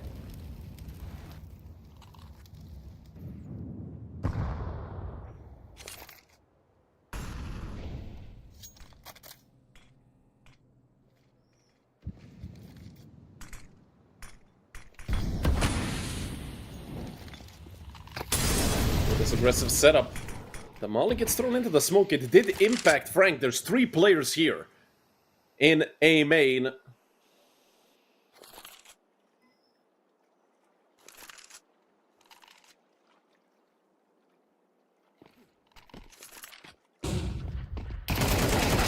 Doku caught out. The flash wasn't even perfect, but Fold gets 2 right back. Giving the man advantage over to Prestige, 4 versus 3. 50 seconds left, so the Danes might want to hurry up just a little bit, but look at the flank that Mizzy is about to make. They're going to look to pinch Snow towards A main. It's going to take a bit of time for Mizzy to get there. But they're actually just going to run forward towards Snow and maybe just go off of the trades. The MP9, good for 2. Snow, there's a third in front of him. He is just baiting for Mizzy. He turns back around. Snow! That is absolutely incredible. And with 20 seconds left, Nicky B is sent packing back towards the B bomb site. Dubes will hear all of this. Nicky B is ready for the draw, but he doesn't have enough time to sit there and wait. Dubes is actually going to go all the way around. Nicky B making so much noise. He did clear out the entire bomb site, so that does give him the plant for free. Now it's a 1 versus 2. Mines and Dubes don't have a kit. Smoke and a flash between the two of them. Nicky B tucking away into connector. But the more time passes, the more angles they're going to clear, and they're going to be aware that Nicky B is most likely inside of Con. They have a smoke, and they have a flash. Smoke gets thrown right over top of him. And now the bomb finally gets tapped. Mains it all the way. 6 seconds left, but through the smoke, it's Nicky B to get the frag. The smoke was a bit shallow. They don't have time. No kit is going to cost them. Ultimately, it's Prestige to take their first round. Here in the first full buy versus full buy. Terrorists win. Great job done there in the clutch. But I feel like that smoke didn't land properly. I feel like you would usually want to drop the smoke literally inside of Con. Might have been just, you know, rushing to get the bomb defused as soon as possible and just messing up a nade. But the lineup was there for the post plant. And it is what brought Prestige the first round. Up in the hands of Snow. I'm not sure if they're going to expect this. Because right now, it feels like the Northern Lights would be, you know, M4s and FAMASs, maybe even some MP9s. But 3 M4s and up and just a single SMG. Deep smoke over into A main.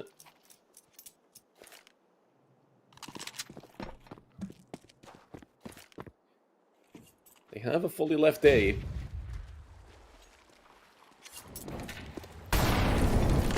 Nicky B does get caught by the Molotov. But just for a little bit, mine's burning up, but that's going to be a good nade on top of Nicky B. Left with 56, and down goes Folk. Frank again, aggressive peek on mid. Not much coverage there from the side of Prestige. Not even a player towards top mid, and down goes Nicky B as well. A 5 versus 3 for the Swedish team. Cham just playing the shoulder peek, looking to drop the Molotov if he does see anyone.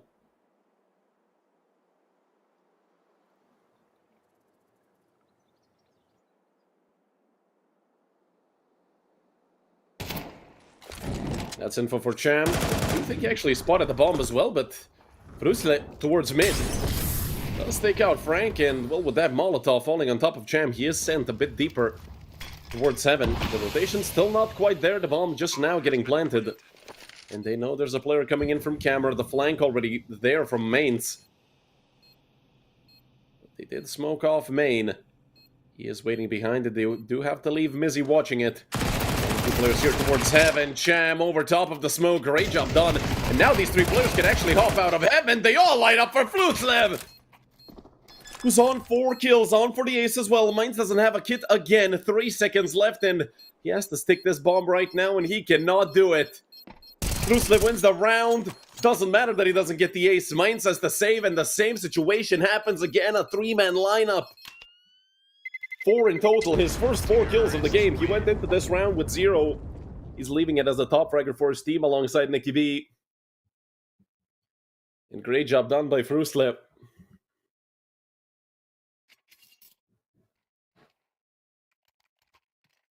Should be a save for the Northern Lights.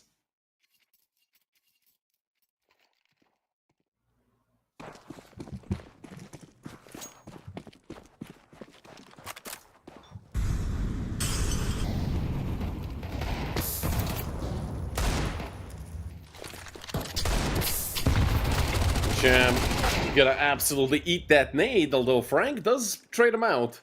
Looked like Frank was gonna go down there as well. Nicky B. Molly in front of the smoke. Still Frank on mid. Luckily for him, they don't have any more nades to potentially throw at him. And Northern Light are very grouped up. Doku on the flank. I don't think they expect this. Doku is about to pounce, and there's going to be another 3-man lineup for someone on Prestige. This time it's going to be Doku, who just wails out on the first guy and says, "Thank you very much, I'll turn back around." Mizzy gets another. It's a great job by Prestige to keep things under control and lose the minimal amount of men in this round. I don't think they're even going to lose another player. So with 4 alive, Prestige, I mean, this is certainly going to be their first lead. Not a chance for Mines and Snow.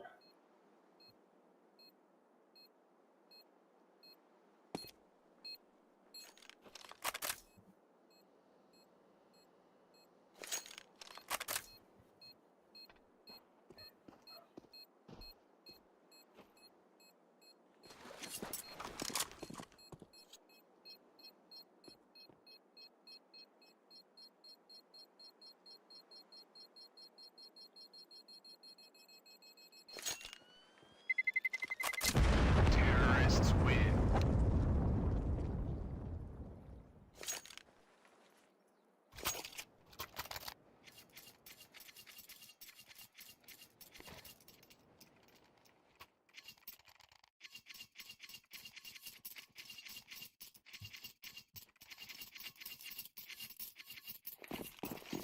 Three M4s, a FAMAS, and an MP9 for the side of Northern Light. The problem for the Swedes is this round could be a reset round for them if they lose it. And they do get reset, Prestige are gonna walk right over them in the next. Uslev again being very aggressive.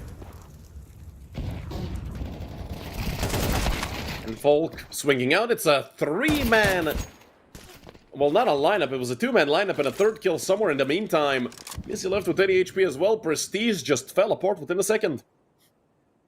Nothing to say there. They tried to take the duels and, well, they lost all 3 of them at once. It's Doku and Mizzy to try and fix this up.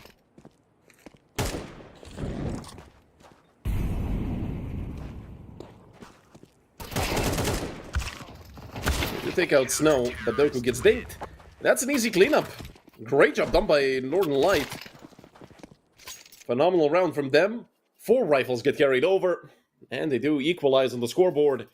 But they have another round ahead of them, where Prestige will certainly be spending their money.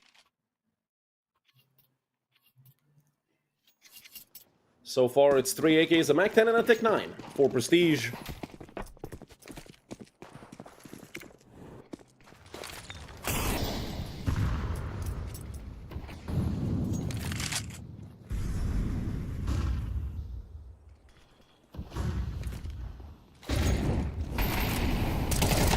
Mines couldn't get anything from Pillar, but they did take a lot of damage running through that Molotov, and they know there's a flare towards Jail. Mizzy looking for another frag that he does find.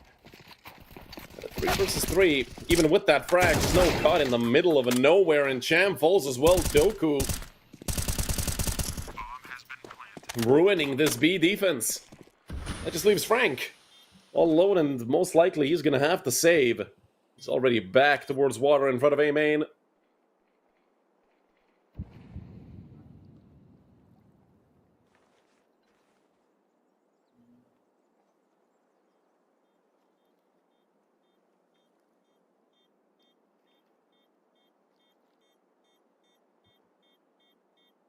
Frank might get blindsided here by Doku. I don't think he's ready for this.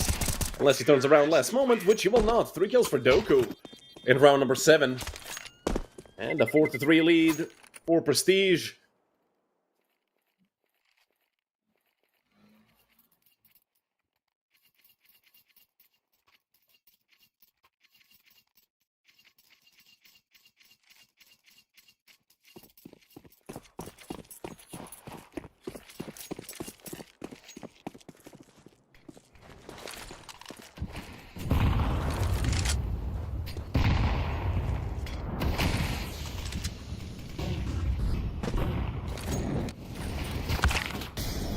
Doku caught through the smoke by Cham. I didn't even realize he connected that much damage.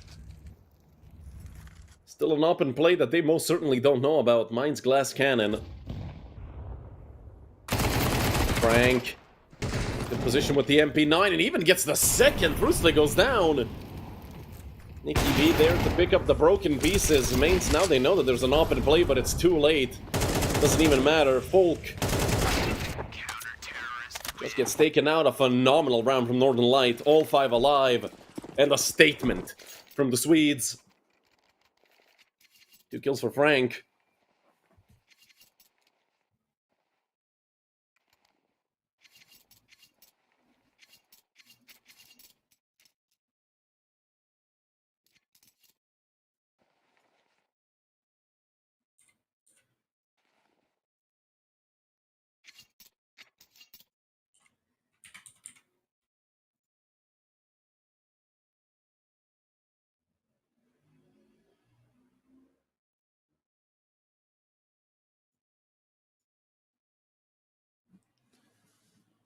Four to 4, but if you look at the weaponry on the side of Prestige, they have next to nothing. Nicky B has Kevlar and a P250, Folk has a Deagle, and Brusle has a P250 as well. Prestige just going into this round with the hopes of doing as much economic damage as they can.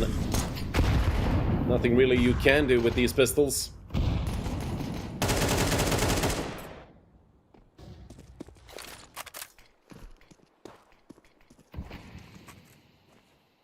Although if Northern Light makes some mistakes...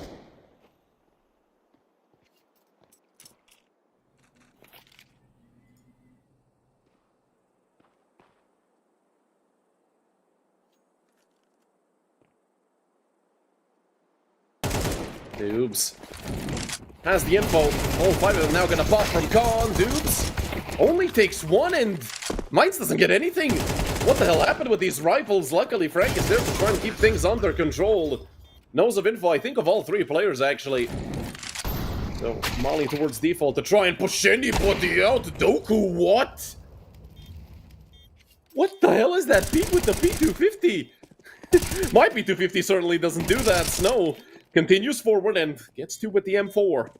He has a kit and Doku doesn't have any Kevlar. 5.7 should be enough to take this. Doku pushed back. He's gonna look to molly the bomb site. Bomb just gets tapped. He is ready with the Molotov and Snow takes him out. But the molly is there. It doesn't spread. He missed the Molotov. It would have won them the round. He threw it too deep and Snow gets the 1v3 clutch. Ay, ay, ay. What a way to lose the round. Those pistols were so close. They were so close. Yet so far away.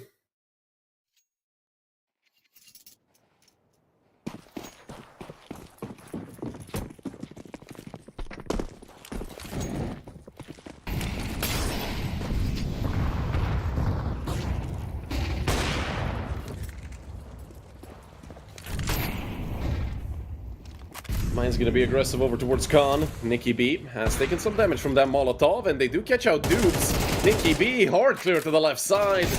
And Prestige are on their way to their 5th. Snow does pick 1 up, but I feel like this should just be a save for Northern Light. We don't have that much money. You know, it's always hard for Counter-Strike players to commit to a save. You always want to at least try it. In this situation, Cham and Snow, really there's nothing for them to attempt. Cham is still close in CT. Looking for maybe an exit frag or something. But as soon as that smoke begins to fade, I believe he's gonna fall back.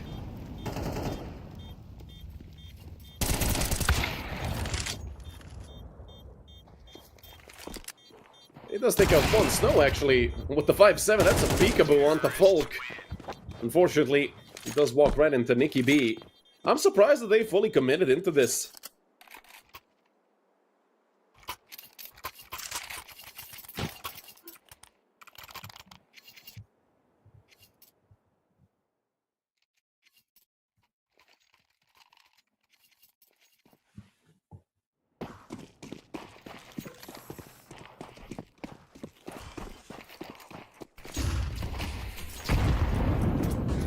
It's out on mid. Loose for Folk, but Main just walks right through the smoke. The flash was perfect by Frank. And the push coming both ways. Northern Light On their way to their 6 now, unless Nicky B can spray them all down. Coming in from B, 2 more players. Nicky B lines them all up. And Nicky B saves the day. Not fully just yet, but from a 2-on-4 to a 2-on-1. A lot easier for Prestige. Their bomb is right here in front of B main, so they might even decide to just commit into B. Because they killed everybody pushing B. And, I mean, they're going to clear some angles coming into the B bomb site, but obviously they have no idea where Frank exactly is. He is still sitting here, ready to bounce. I'll spot out the first, but Frank can't get it. 6-5 for Prestige, and it felt like it was going to be another round just stolen away with the pistols. Luckily for the Danish team, that did not happen.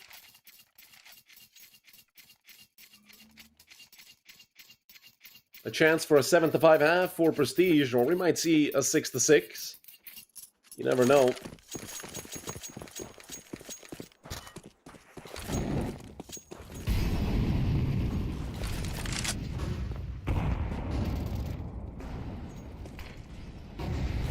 Looking for a con peek, and Cham. What is this aggression? How does he not get punished? Cham just... Okay, that's straight up matchmaking. I don't care what you say, Cham. I mean, balls of steel, first of all. Second of all, wow.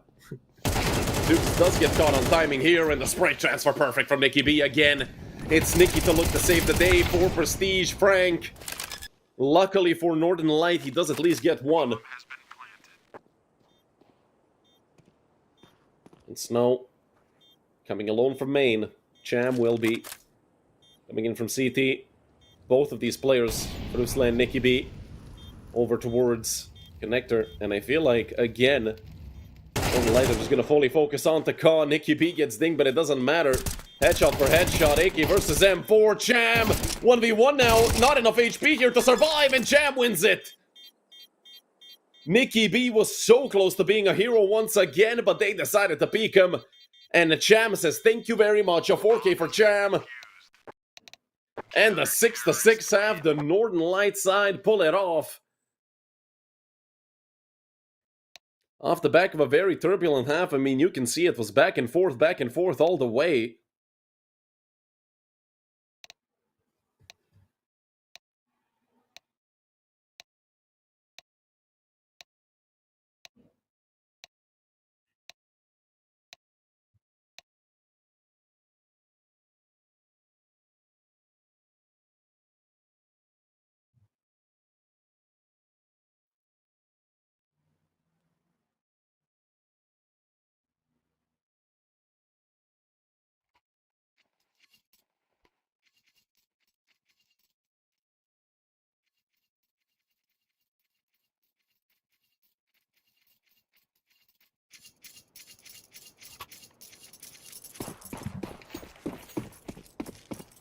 Second half underway to see who's going to get away with the early lead in the second half of Anubis.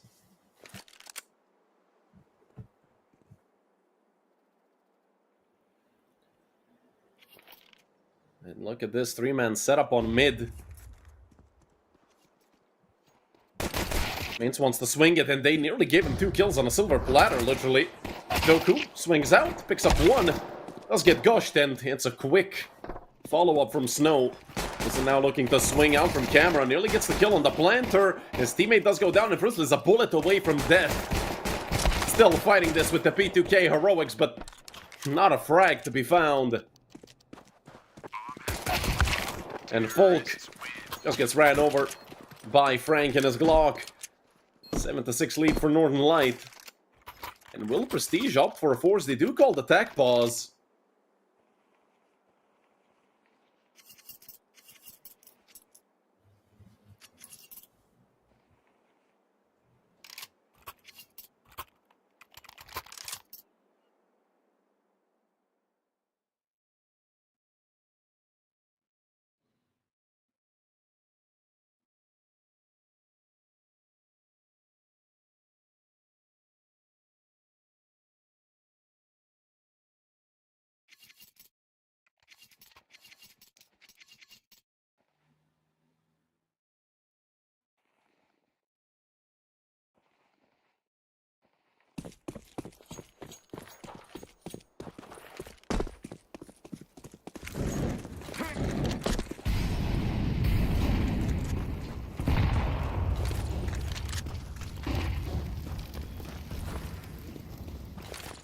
Aggressive play through mid by Northern Light.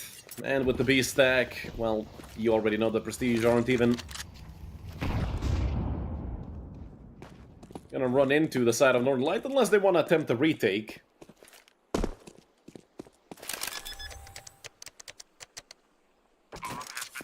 Which they might. We might even see a unicorn around here if nobody goes down. Mainz is in a great position to line him up with the smack. Then he does get insta-dinked.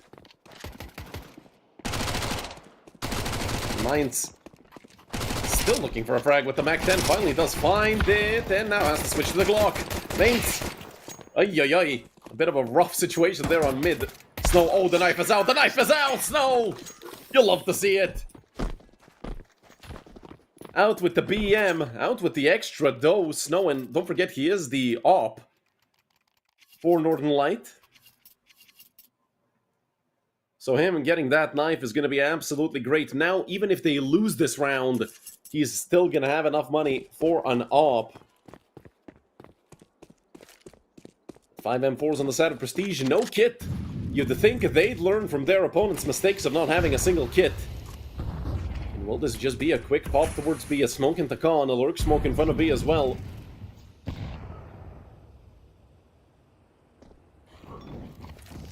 Is he? Sent back by the Molly. If he starts spamming that smoke in main, he could do some serious damage. Flash is coming out from both sides, and Mizzy completely caught off guard by the early push. Doob's doing a great job as well. And this might just be a save for Prestige. Folk out into T-spawn, could flank Mainz, but Mainz is too far away.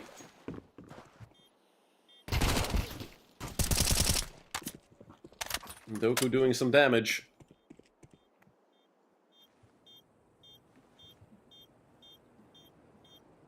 But that damage will ultimately not matter at all.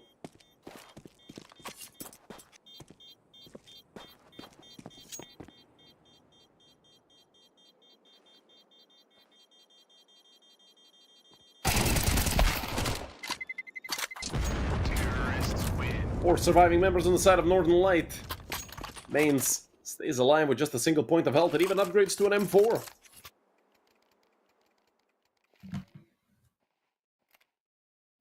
Three rounds in a row on the T side so far, and, well, with this being their pick,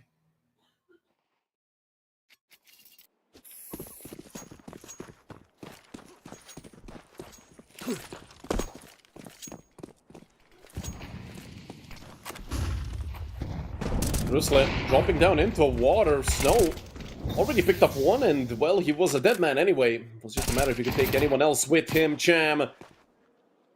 Great awareness. Nikki B falls. But Fruslev and Doku are both here in front of this smoke. Full water control taken by Prestige, but they had to leave mid completely. Doku running back. He does have an op, so he could be a massive threat. Dubes was almost caught by Folk on that flank, but now Folk is way too far away, and they've left B. Will Fruslev swing this? The answer is no, but Folk from mid does catch out Cham to make it a 3 versus 3. There's going to be a whole lot of timings going both ways. Mainz taking that CT control, surprising Fruslev. And now it's Folk and Doku. And the 2 versus 3. But I feel like by their body language and by how far they are away, it's going to be a 10th for Northern Light.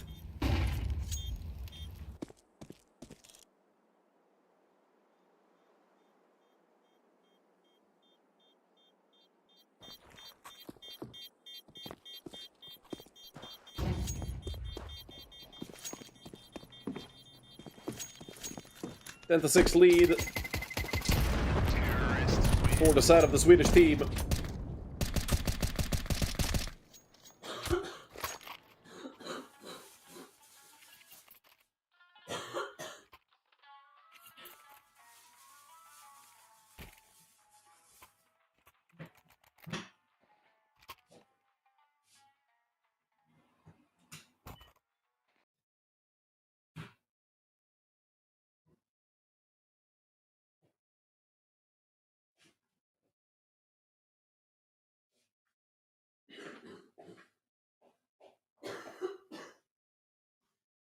Tag pause called by Northern Light.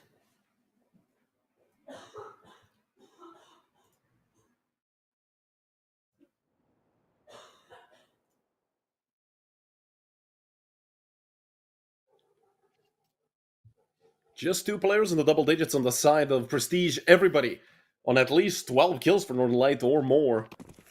Mizzy is 4 in 14. A horrendous map so far for Mizzy.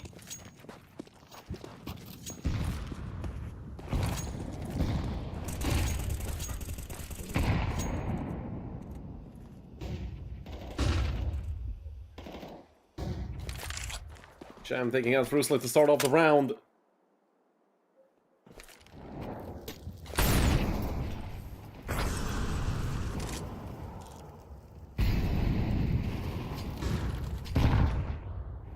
Versus 4 for Northern Light, and look at the space taken on mid by Mains. Who does take one out, but Mains, once again, it's peekaboo for him, and Doobs lands up 2. Leaving just Mizzy all alone. 1 versus 4, Mizzy. He'd literally need to double his kills, which... No offense to Mizzy, but I don't think that's gonna happen.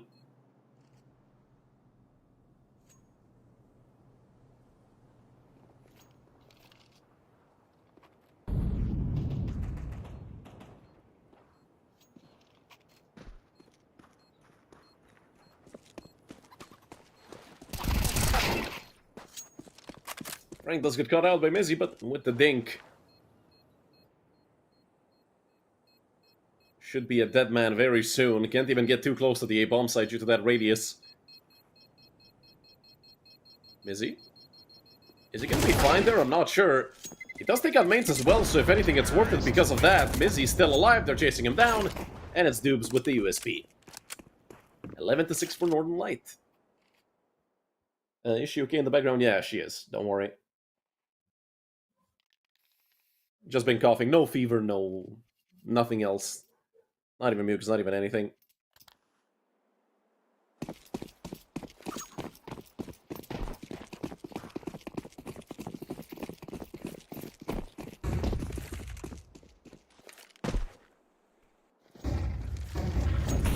Opera Volk.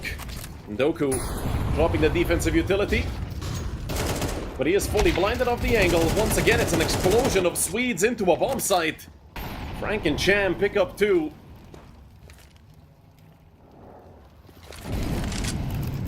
Molly over towards Broken. And the smoke for Heaven as well. And at the camera, they should do some decent damage onto Nikki B. Yeah, Leafs would have HP. And now they just swing into them, but so much damage done without the frag, unfortunately, for Nikki B and Mizzy. They are as good as dead if they attempt to retake. 2 versus 3 with 10 HP between 2 players is just not gonna happen.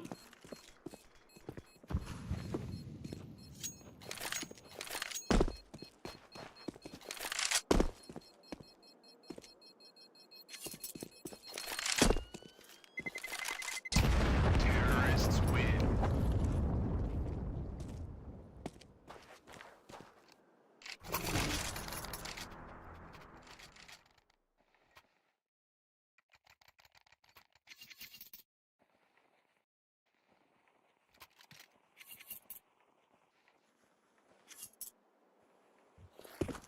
Well, to 6 for Northern Light.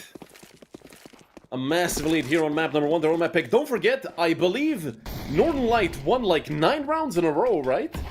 It was 6-3 for Prestige, if I'm not mistaken. And the Danish team just fell into a hole and never got up. Never got out of it, just fell deeper and deeper. I have no idea what happened to Prestige. Whatever did, hopefully they fix it up on map number 2.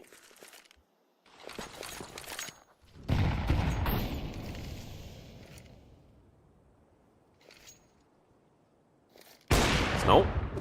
Well, you can only shoulder peek at the same angle so many times. Fruitlet is looking to go aggressive. The flash does nothing.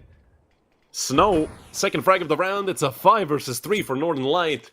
And I mean, at this point, you just group up as a 5-man unit and hit whatever you want and you win the round. Prestige would need some extreme heroics. If they want to somehow win this round, and Mizzy is not going to find those heroics towards B main. Folk and Doku, last two remaining members for the Danish team, and they are in a 2 versus 5. Folk with the AWP. Not the proper weapon for a retake. If they get an early kill, it's going to give them a chance. Oh, did the server just die out? In the potentially last round of the map? What? Are we back? Oh, yep, we are. No, we're not. HUD bugged. Okay, so spoiler alert, the game is over 13-6. Anticlimactic ending to map number 1, but that was the 10th round in a row for Northern Light, who absolutely turned this whole map around on its head. Great job done by the Swedes, and well, I can't wait to see map number 2. Hopefully we don't have any more of these issues, and well, we'll be back in about 10 to 15 minutes.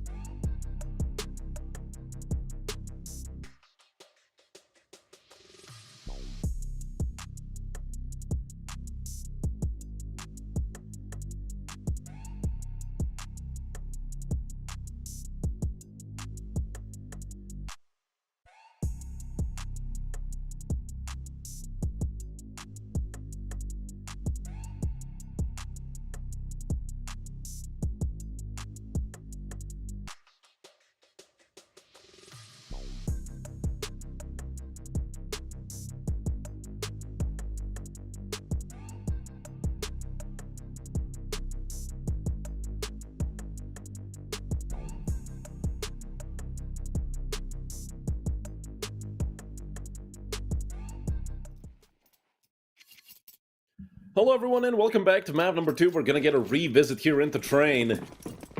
Northern Light quite handily taking map number 1 after losing 6-3. They won 10 in a row and didn't look back a single time. And Prestige, well, I assume they were left sort of shell-shocked with the way that map turned around, but hey, if anything, you can open up pistol here on Train with the good frag Mizzy.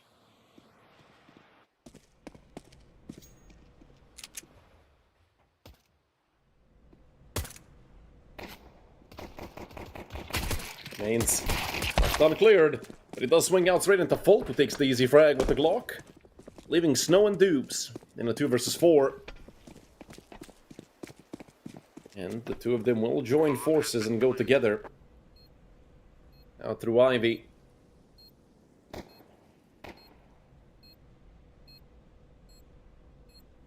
This is a very difficult situation to be in for these two Swedes. Through slip. Does actually go down. But again, Dubs would have to be the one to get on the bomb with his kit and smoke. Well, Snow is looking to get the 10-second defuse out. They're bumping into each other. And can they actually somehow get this? The smoke not thrown in time. And that's what's ultimately going to cost them. And Prestige get away with their first. Here on Train.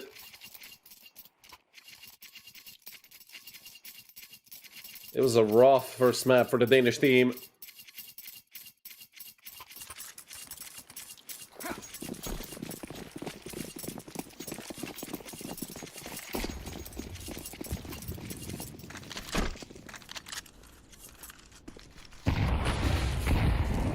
Snow with the scout.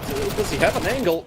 Well, even if he did, doesn't have it anymore. Mains for me, box. Putting that MP9 to good use. And they are going to look to trade him. His teammates should look to hurry up and, well, try to help him from Top Dog. They now get swung into. Folk, if anything, that's early information onto these players. And it's Nicky B.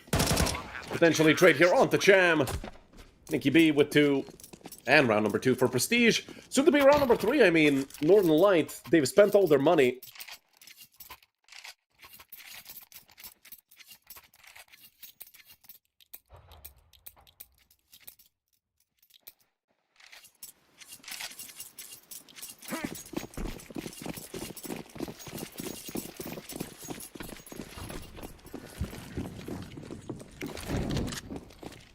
Only out to Old Heaven. Some damage. Dubes was able to pull off 1 kill, but that should be all the frags they find. The Cham was close to getting another. That just leaves Frank and Mains, and actually Mains does find the frag onto Doku. Nicky B's on 30 health. That's a single bullet from the Deagle.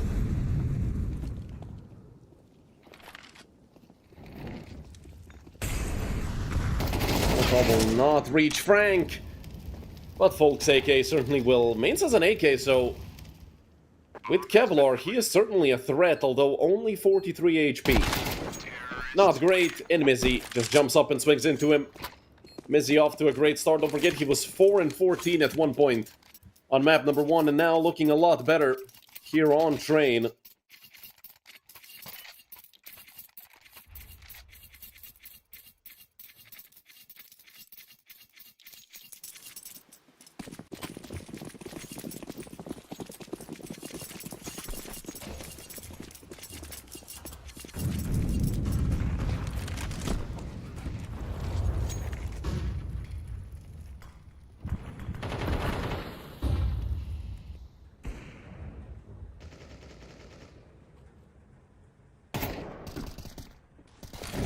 You can see the shadow of Cham right there, but it's gonna go back.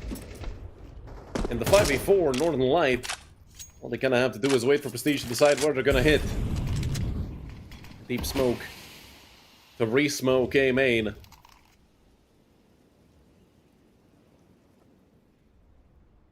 There is a player holding off towards Pop Dog. Mains could have this kill onto Doku if Doku's not careful.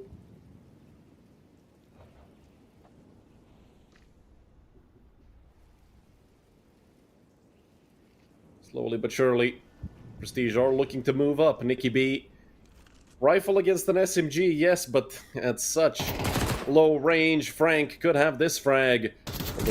Missed the timing. Shadow is there, and Mainz, well, he does line up too, but he does eventually get traded out. It's a 3 versus 2, still in the favor of Northern Light, but not for long. Kruslev, what a shot on the dupes.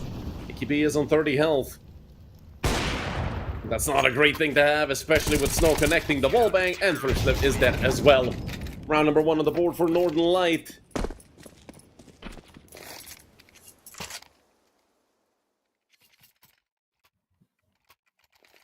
And Train, recently just being a CT-sided map, it is the side you want to win the most rounds on.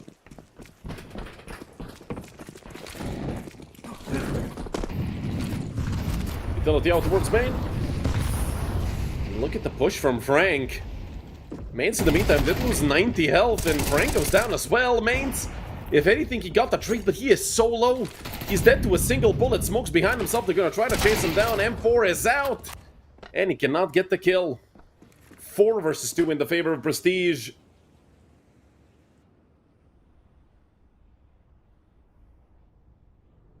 Snow and Dubes.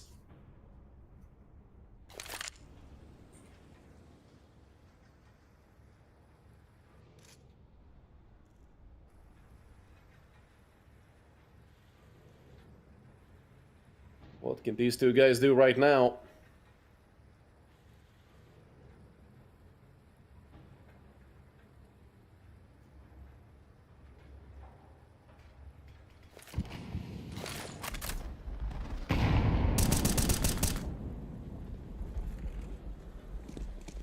They are on the wrong bomb site currently, but this should be a save for Snow and Dubes.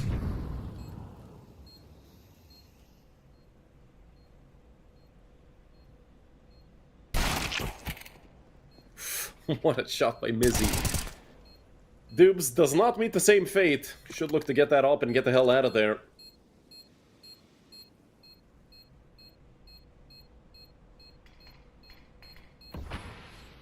Train is T-sided. What? In which universe? It's like 54% round win split in the favor of the CTs on this map. 53 point something. It's not exactly 54, but you get what I'm saying. Dubes goes down in the meantime.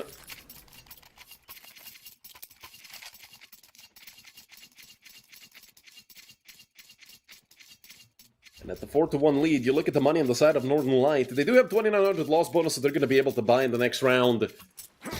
They won't have much here. Main's going with the Hero M4.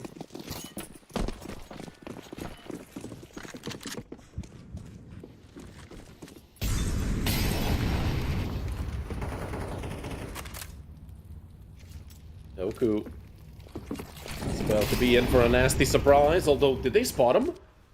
I don't think they did. Snow in the meantime, at least 1 kill on the Deagle.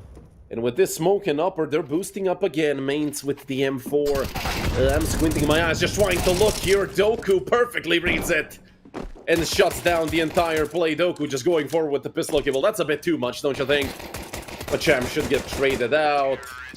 Eventually. He does fall. A 5-1 lead for Prestige.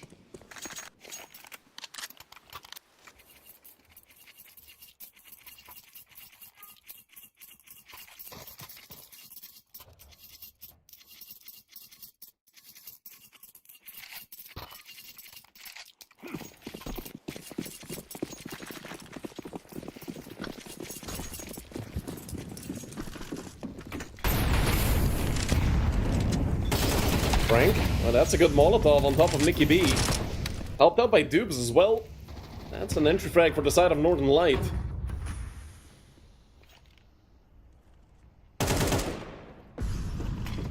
Doku, he wants to go forward, though. He nearly pays for that with his life. Gets a couple rounds of a lead into his feet. Folk does hear the player jumping across. Frank, his first kill of the map, and what a first kill it is. Absolutely destroys. Folk, I believe that was, right? I completely forgot who he even shot. Dubes just gonna drop a smoke over into lower. Is he coming out? From upper, and it's mains right under them. MP9 and M4 combo. As he gets caught out as well, it's gonna be an AK for mains to pick up. Great round by Northern Light. 3 AKs get saved in total, which is also incredible for the CT side. And don't forget, on the previous map, it was a similar situation. They were losing by 3 rounds. And then they came back. Not just came back, but they just won the map off of that scoreline.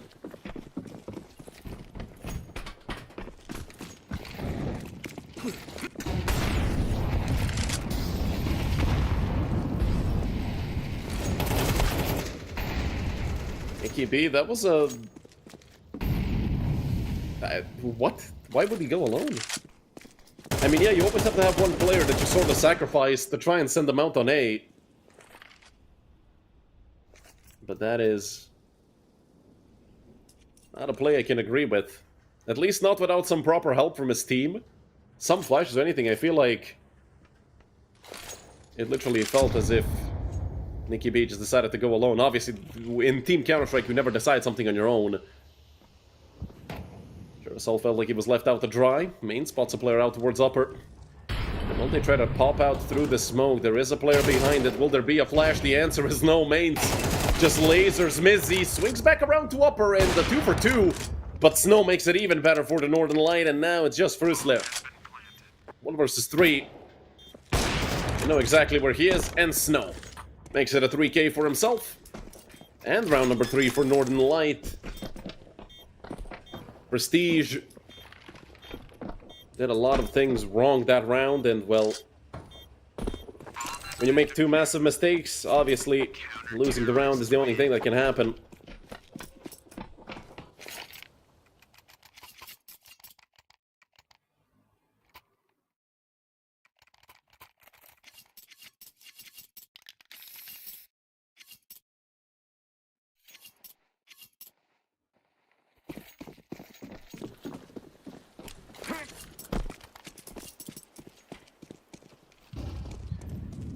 Just pistols for Prestige. 3 players going over towards Ivy. Mains does spot out 1 towards Halls, and Cham be in a lot of trouble here if he goes out against those pistols, but he is joined by an off, and Snow, I mean, that's gonna be a kill with the nade for sure. Snow re-peeks, does miss, nearly loses his life because of it. They're still fighting, and I mean, both sides are over-peeking to hell. But who cares? Cham lines 2 up, leaving only Folk. He gets cleaned out by Mains. A phenomenal round for Northern Light. All 5 members alive for Northern Light.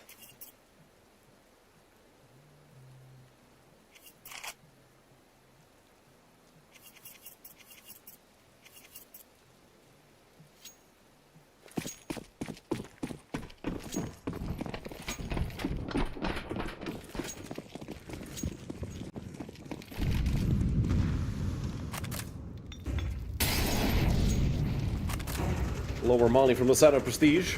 We're on another full buy, but they're lacking some utility. And through the smoke, Dubes. Great job done. Another kill through it. Cham finishes off Dubes' assist with the nade.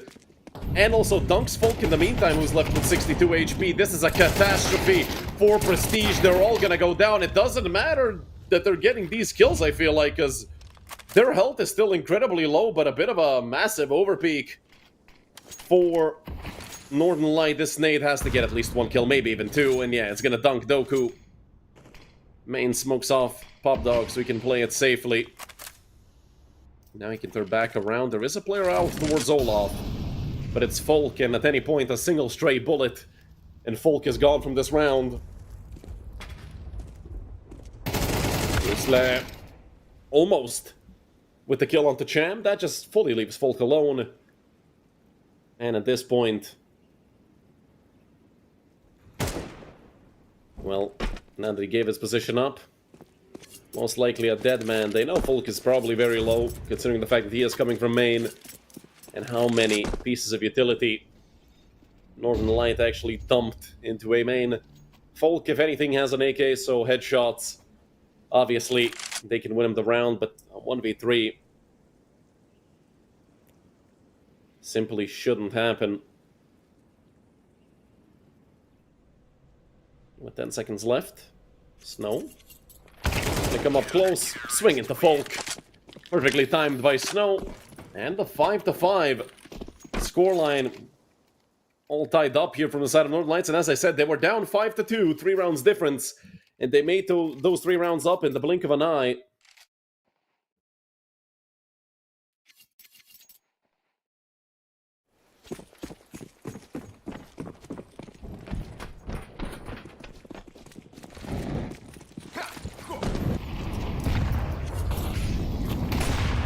Snow, what an aggressive play. Immediately Molotov's behind himself and is joined by Mains. Helping out even more, it's +2 for Northern Light. Deep smoke thrown. And Frank actually doing a lot of damage here. Nicky B tried to catch him off. Mizzy, Deagle, and he gets knifed by Frank. Another knife kill that favors the side of Northern Light. And it's only Folk. He has an AK if anything, but he's a dead man for sure. Dubes ends it off, and that's another AK that they can save. A 6-5 lead for Northern Light, and that's their 4th round in a row. Actually, their 5th. Yeah, it was 5-1 for Prestige. And now they're losing.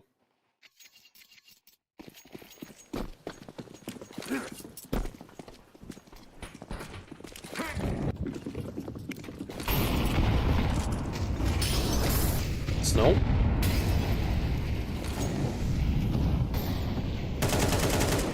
Does almost get caught and does eventually go down. Dubes. Oh, there's an auto sniper, Frank. This guy's an absolute meme lord. I mean, come on. First of all, the auto sniper, yes, it is the last round of the half, so... But look at this aura from this picture, and, well, didn't quite connect onto Nicky. Did only do some damage. But now Jam picks up a Scar 20 from the corpse of his friend. The 2 players coming out from Pop Dog. Dubes almost got one. From Slayer and Doku, it's Cham in a 1v3 with the Scar 20. I mean, this is gonna be Twitter or Reddit material if it doesn't happen for sure. Rather, if it does happen, Cham needs 2 more on the auto sniper. Nate comes out towards the bomb site. It's a pretty good nade. Leaves Doku on 70 HP. And Cham continues going forward, but will he clear Olaf? That's the biggest question here, Folk. This is just a crossfire that you cannot win in. I would have loved to see the Scar 20 clutch, but it's not gonna happen. Doku closes out of half, and it's 6-6 again.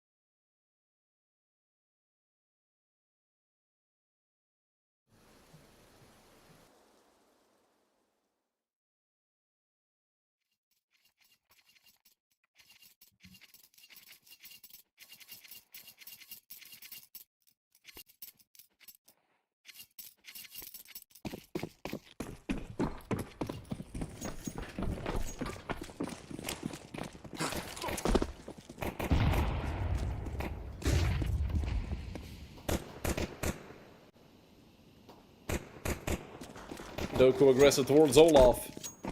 They are coming in through through lower. Folk. Struggles that you cannot afford right now, but he does turn it back around. McMain's falling. Folk does get traded out. It's a 4 versus 3, and Mizzy, I mean, caught out of position completely. It's Nicky B and Doku in the 2 versus 4. Soon to probably be a 1v4, because, well, Doku is on 1 health, and they're actually chasing him. Snow wants this knife. Although, Doku already got pretty far away. They know where Nicky B is. And now they're 100% sure of it. So Nicky B is just a dead man walking at this point. Can he take anybody with him? The answer is yes. Does he get knifed? Oh my god, they go for another knife! Snow! I absolutely love this team. Another knife kill to crown the triple kill for Snow, but now he has to stay wary. If you buy an op now, you lose the game. Because that op is a massive jinx in the second round, and he's going to go with the AK full buy.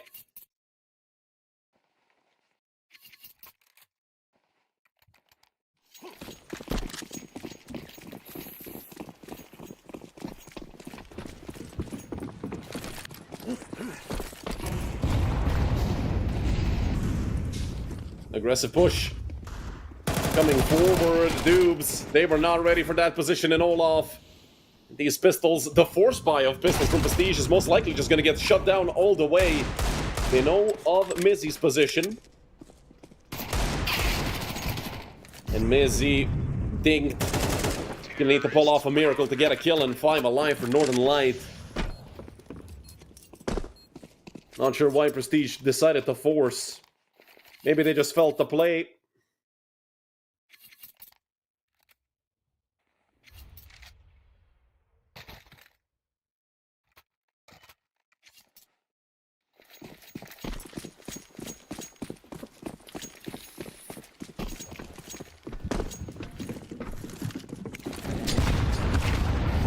Snow absolutely demolished by the nades. And well, now you know that there's 5 Danish players here on the A bomb site. Mains has to fight tooth and nail, and he's still alive and still taking him out. Mains with the 3rd. Leaving just Mizzy.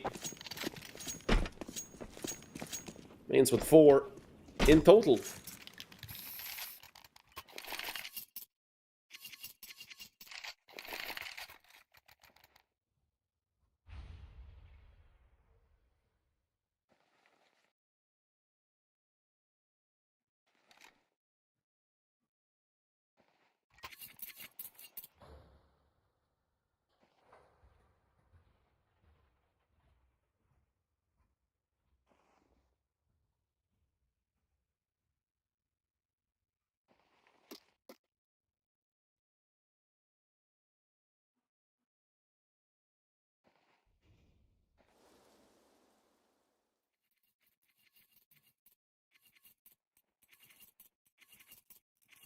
Three in a row in the second half for Northern Light.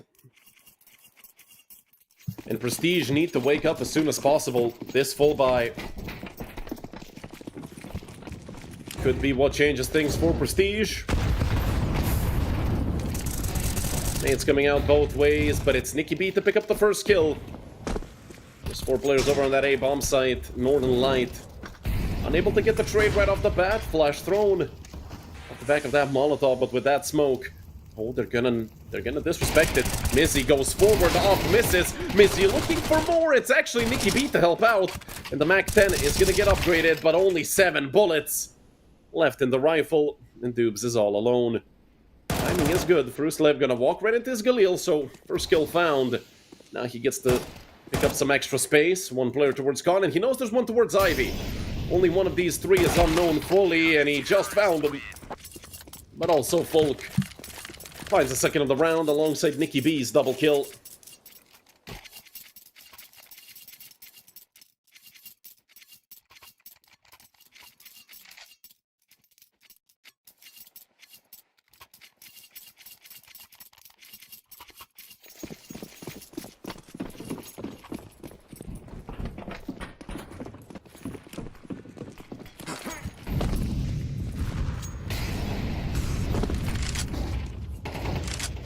All by here for Northern Light, but they are facing reset. If they lose this round, Frusle, aggressive play through Olaf.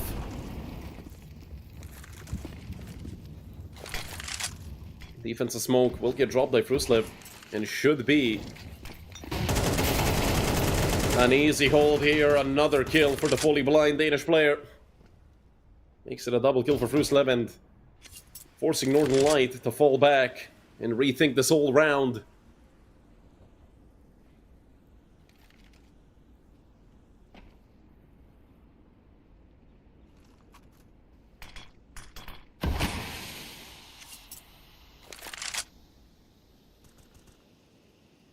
Folk gonna be the one to hold Pop Dog, and does have some help there towards Main. Or he doesn't, because, well, Main is smoked, so you don't expect somebody to push it all willy-nilly. Nicky B, phenomenal game sense. Now Snow in the head, and, well, Dubes falls as well. It's only Cham, 1v5. Cham has had a very good day so far, but let's be honest, this is almost an impossible situation. You would really need to have the entire universe, not just the stars aligned for a round like this to go your way. And even getting tagged through the wall makes it even worse. 8 rounds for Prestige, just 1 away from tying it all up, and I don't think Northern Light are gonna have too good of a buy.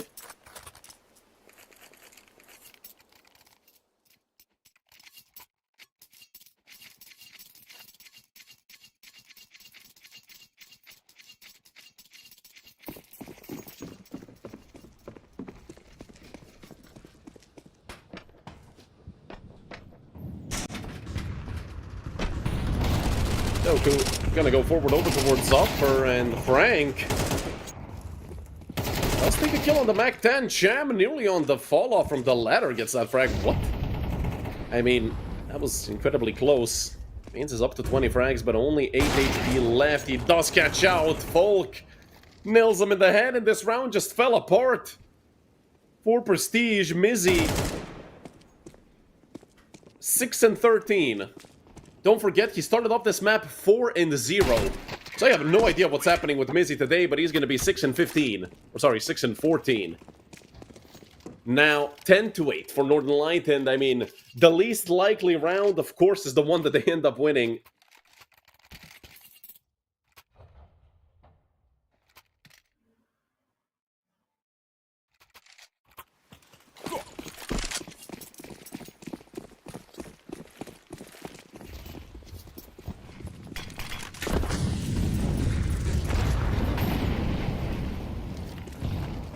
It's very aggressive, but taking a lot of damage. Both him and Cham. 50 HP together. Nicky B, easy frag. Nate dunks Cham. And, well, Prestige are on with a 5v3. I mean, I have no idea what the idea behind that main play was for Northern Light. Carousel did not look good. And Fruslev takes a frag there on the Dubes. Even though he got caught while dropping down. Still gets the kill. Snow did find one in the meantime, but Doku will just give his position up. 15 damage with an AWP, that's a new one. And Nicky B, well, with T-spawn control, you kinda can't lose the round. The smoke does get broken open.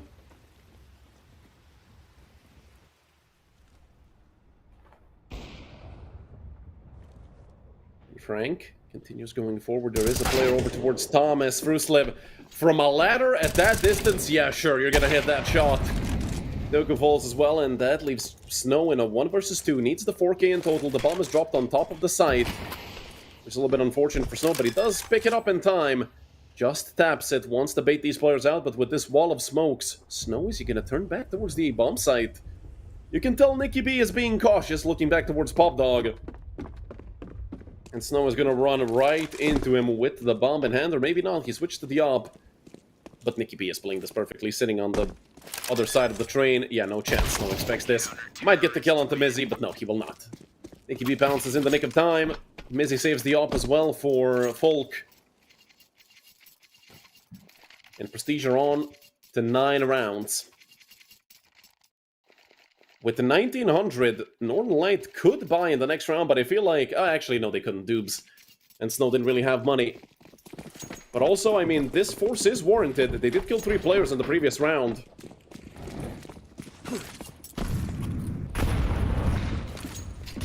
Doku.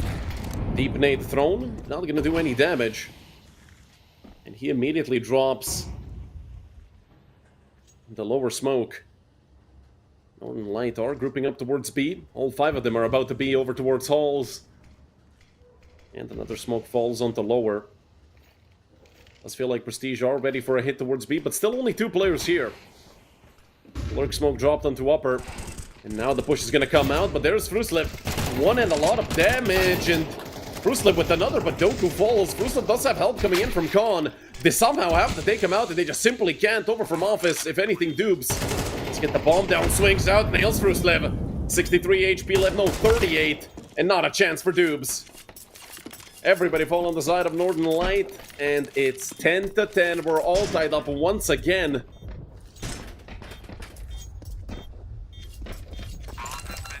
What a map this has been so far. Comebacks going both ways. And none the wiser here, although Prestige, well, they will have the slight advantage here because, well, the side of Northern Light doesn't have any money.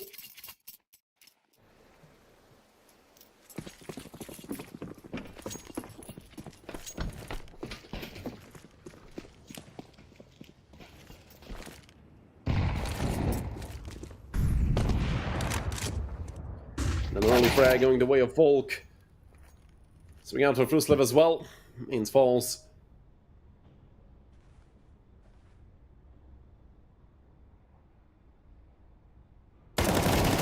Ruslev. It's actually going to be Doku to get that kill. It's just Frank and Cham. What a shot.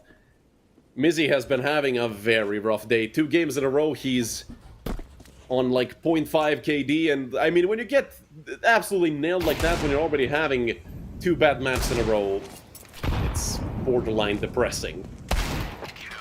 11 to 10 for Prestige. And this is going to be the last chance for Northern Light to get back into this map. They were ahead the entire time, but suddenly the lead melted away, and now they're the ones in the deficit.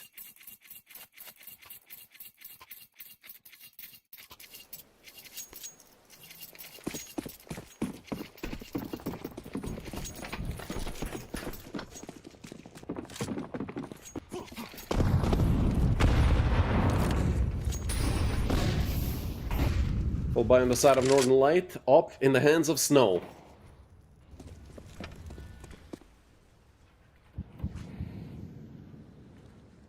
Volk has an app op of his own, but he's on the A bomb site.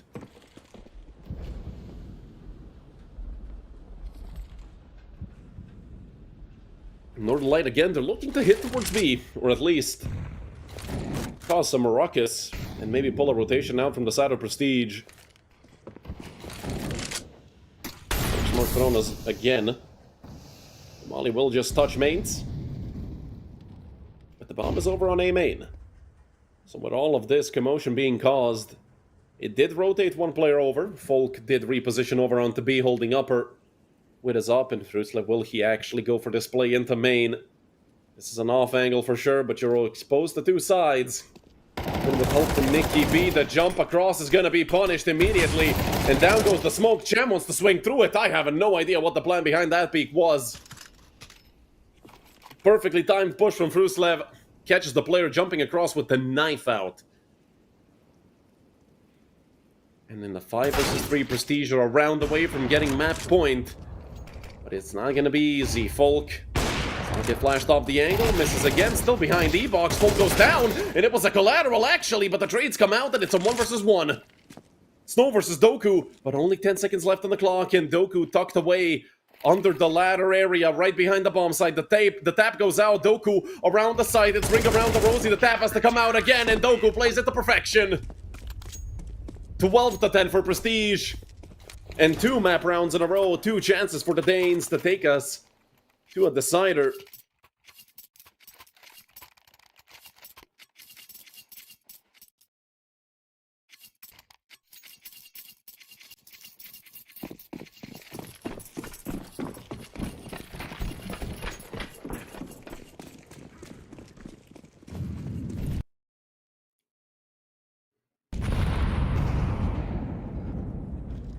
Doku, the hero for Prestige. Playing this close angle over into lower. But look at the buy for Northern Light. Well, even with Galils, they're still gonna put up a fight. Folk does get the trade right back. So a 4 versus 4. Some extra damage done there onto Nicky B, not too much. Just to soften him up for the Deagle, Scout, and Galils. Also, there's a Nicky in the hands of Dubes. Can't overlook that, and with the lurk smoke, they're actually just gonna walk down the ladder. Oh, look at Mains. Oh, he might have just won the round for Northern Light. Takes out Folk, turns back around, he knows Doku is above him, and Mains, you animal! What a play! They threw that lurk smoke so many times, they conditioned Prestige to just think it's there for decoration, apparently. Or just to have someone walk out deeper into upper, and, well, perfectly used, shifting through it. And if you take a peek at the money of Prestige, they really have to save these 2 guns. Folk and Doku will be able to buy for themselves. It's actually just probably going to be Mizzy dropping a gun over to Frusle.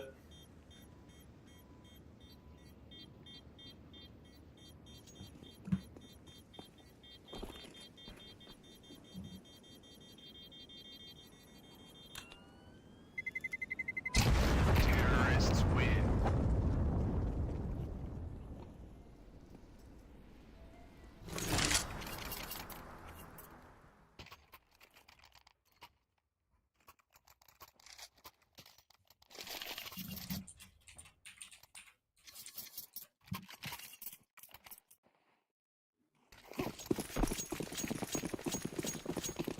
1 round away from map number 3. And 1 round away from overtime. And then who knows what's gonna happen. A lot of weaponry here on the side of Northern Light. 4 AKs and an AWP. No Galils, no MAC-10s, no pistols. Nothing of that value in Cham. Coming up close. I'm not sure Mizzy is ready for this. He drops the smoke. And Cham is going to be ahead of it. Molly thrown. There is a player on the bomb site itself. It's a 1-for-1 trade. Folk has extra information. Mizzy looking to spam through the smoke as well. Did the observer crash again? Oh no, not like this.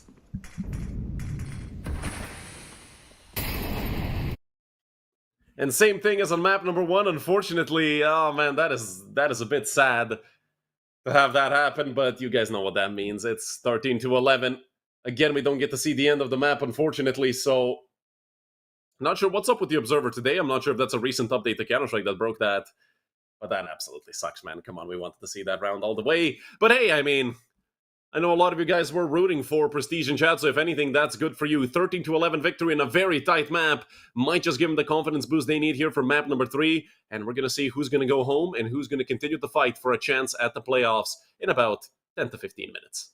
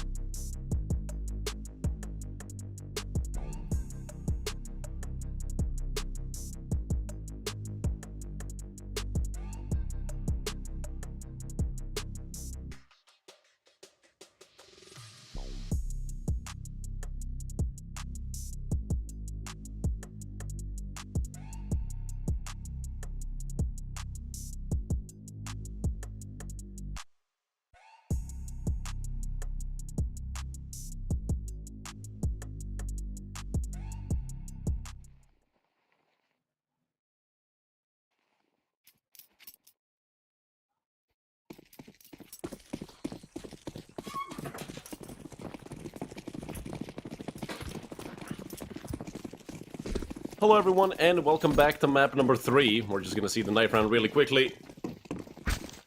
And then see who gets to pick the side. Fear and Ancient, most likely gonna be the CT side getting picked. It's an advantage for Northern Light, I believe. Having one player full HP, and Nicky B, well, he could technically win this. It is Northern Light taking the knife round, so most likely we are going to see them picking the CT side. I would be surprised if they take the T side. I have seen some teams do it, but not with any regularity, so I do believe it's just going to be them starting the CT side. Northern Light still feels like the more consistent team today. Prestige, they have those ups and downs in form today, and I'm not sure if Mizzy wakes up, then it's going to be a whole different story. Because in the previous 2 maps, he went like 15 and 35 in total, so if Mizzy decides to actually fix his form up, he could be a massive addition here to Prestige. Because he starts off the map well. He goes 4-5-0 and then just can't find his footing on those rifle rounds. But I have high expectations for him here on the pistol.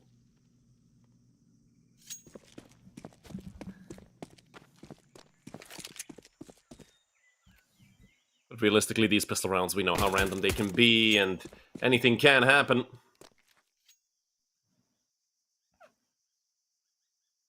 So far, just some early information, nothing much.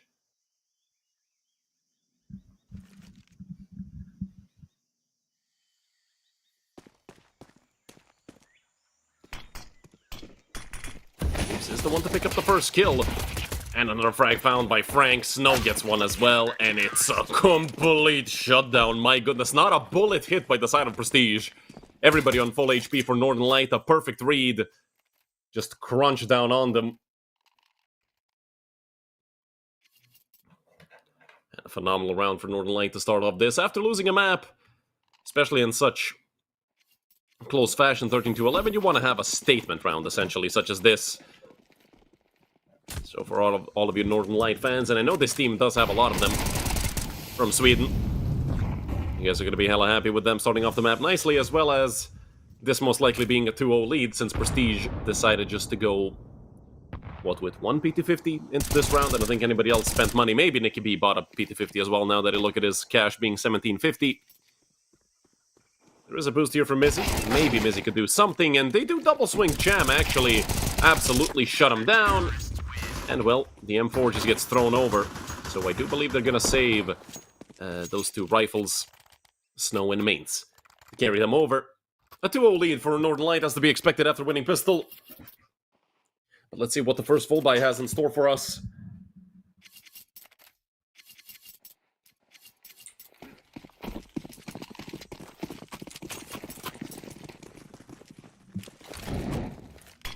Still 2 MP9s in the hands of Northern Light players.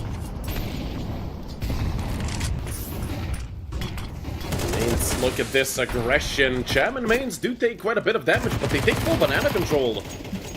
I mean, fully shutting down B is worth giving up that HP, but they left 4 players on B for that action, and, well, Snow left to fend for himself. He does play the, well, uncommon position to catch out Folk, and there's Snow again. Second frag for the would-be sniper if he had enough money. Snow with 3. Mizzy now coming up close. Finally shot Snow down, but he can't get the second. Cham drive-by with the MP9. That just leaves Nicky B last man alive. 1 versus 4, not completely impossible. 3 players are pretty tagged up. And Nicky B had some heroic moments in the previous maps, especially on train. But if they decide to double peek this, Nicky B is screwed. Frank is right here waiting for Nicky B to come forward out of a main and not ready for the boost. And down goes Nicky B. An AK there that Frank decides... Oh no, Frank did find an AK somewhere. The HUD just didn't update immediately.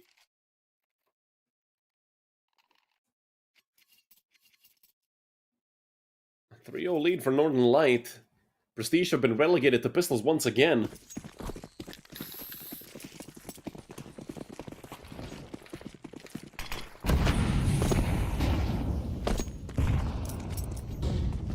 With just these upgraded pistols, I don't think there's much Prestige can do, although their route to A is completely open. 2 players are in Donut, so they can essentially be unhindered in going through.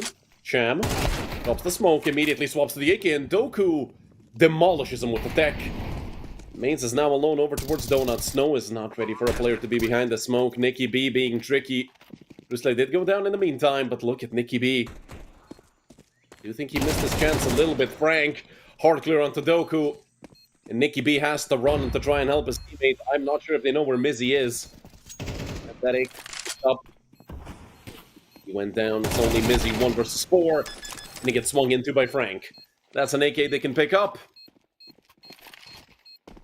And it gets dropped over into the bomb site. They're just gonna toss it into Donuts so Doobs can come and pick it up. 4 rifles get carried over. 2 kills for both mains and for Frank. And a 4-0 lead for Northern Light, although Prestige did get the plant, which is the main thing you look for in a round such as this.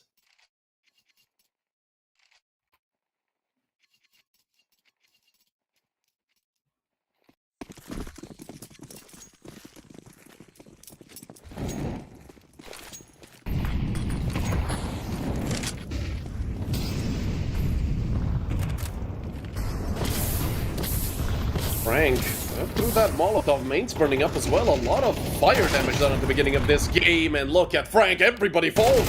4 kills found in the blink of an eye. Make that 5, make that 6. Mizzy, what a peak. And he's on for the ace. An ace clutch here would definitely lift the spirits of Prestige, but his bomb is, I believe, in the hands of Snow, and Dubs is going to end them off. An incredibly chaotic round, but it still goes the way of Northern Light. Luckily for Prestige, that one plant enables them to buy again in this round.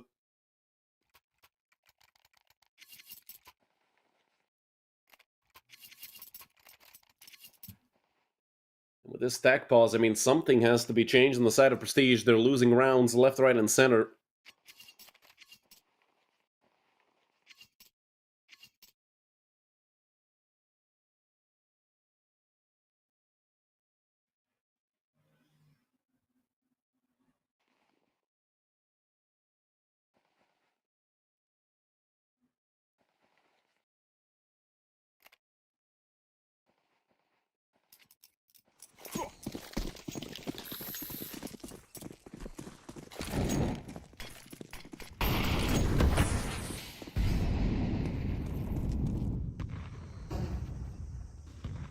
Snow on an aggressive angle towards A, and that's actually probably the perfect position for him to be in, because this is going to be a slow hit towards A. And will the shadows show up on the floor here for Snow? Is he aware of that, or is he tunnel vision towards the other part of tunnel? Let's see, Frank aggressive, but turns his back right to Nicky B. Snow, defensive molly, they are going to push him down, and Doku rips his head off. Cham now repositioning, he does see the foot, but I do believe Cham might have been spotted as well. He is being pushed down, and it's Fruslev.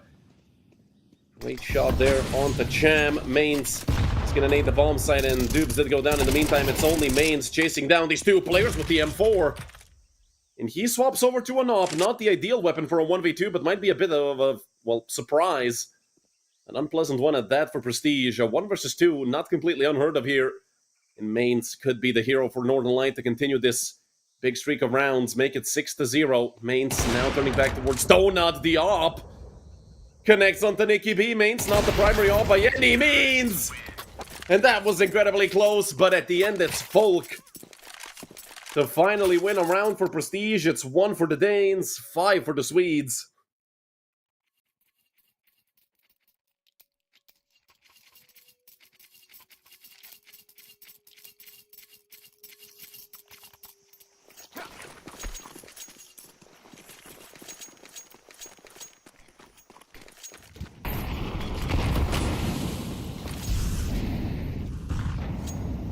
Of course, with Northern Light winning so many rounds in a row, they do have enough money for at least one more full buy. That is the one we're looking at right now, Prestige. If they break the economy of Northern Light, that could give them a chance at enabling this first half comeback. But with them losing Folk so early, doesn't feel like something that's going to happen easily. Nicky B. A spot out, the player crouching. There's no way that Frank gets that kill. Not in a million years, and it doesn't matter because it's ultimately a 3 versus 2. Could be a lot worse for Prestige, who are looking to make the rotation over maybe into Donut or into Red Room. Snow. Oh, not with the USB. Snow somehow doesn't even get tagged throughout all of that. And they're leaving A. They want to play it maybe on a retake. Doku going forward now. They've been spotted out. Cham, the first contact here, does come all the way out. Does spot the head to the right and actually completely misses. Are they ready for Snow, who's going to be peeking out of Temple any moment now? Snow misses, surprisingly. He does tag up Rooster through the smoke, and Doobs cleans up both of them. 6-1 for Northern Light.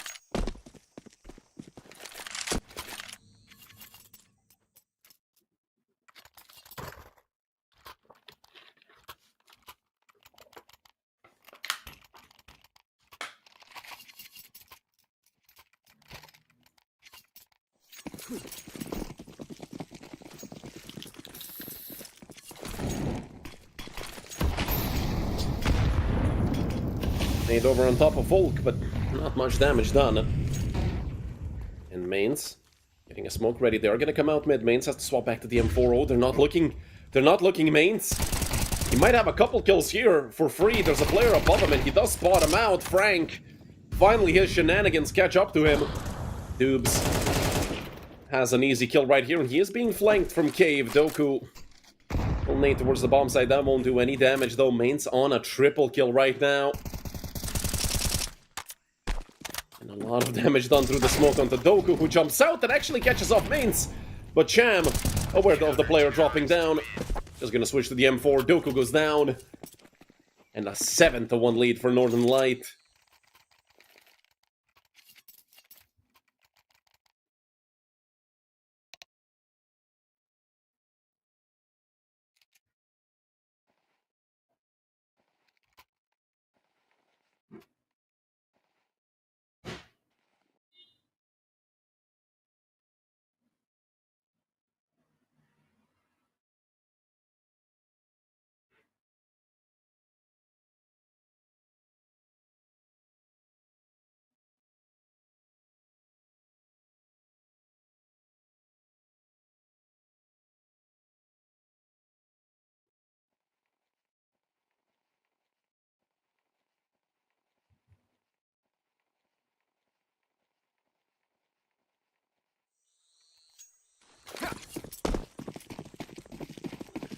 Not quite. Ever since the spawn was moved back on Ancient, it's been like almost a 50-50 map.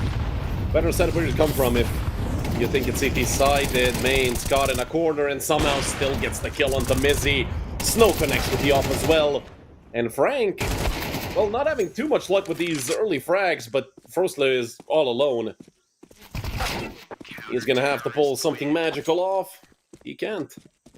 8-1 lead for Northern Light. The Swedes are currently kicking Denmark's ass. In Prestige, they need another timeout here to recuperate because this is not looking good. No matter what they try, hell, I can't even remember the one round they won. I'm really trying and I'm not even trolling. I can't remember what that one round was. An 8-1 lead, as I mentioned. And Frank got an XM. This guy is slowly becoming my favorite player for sure. Going for the knives with the meme pick and also playing shotguns. Might be my long-lost brother. Right now, speaking of Frank, it's been like 3 or 4 rounds in a row that he's gone down without doing anything. Although Doobs gives Nicky B his 10th death. Within 10 rounds, 3 and 10 for Nicky B. Nobody really having a good map on the side of Prestige. They're mostly just looking to scrap together any rounds they can. Snow, that is disgusting. Disgusting! At this point, no matter what they do, Northern Light, it feels like they can't make a mistake. And even when they do, Prestige are so cold right now that they can't even capitalize on it. Snow is going to make the rotation in through the Temple with the op posted up on the angle. Does barely miss.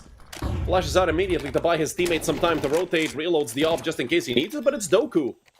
Picking up a frag. Is Snow going to be a madman? Is he actually gonna push this? Yes, he will, and he does not get punished. Not only that, he gets rewarded, and they smoke off Donut. He is holding the smoke push. There is a player over towards Temple, and they should push this together. Snow on the bomb, but they actually blind each other. Snow, he's gonna attempt it again, sticking it all the way. 2 seconds, 1 second. Snow gets spotted, and finally it's Mizzy to shut him down. Mizzy and Doku to close out the round, but my goodness, that was another fiesta, and it almost went the way of Northern Light.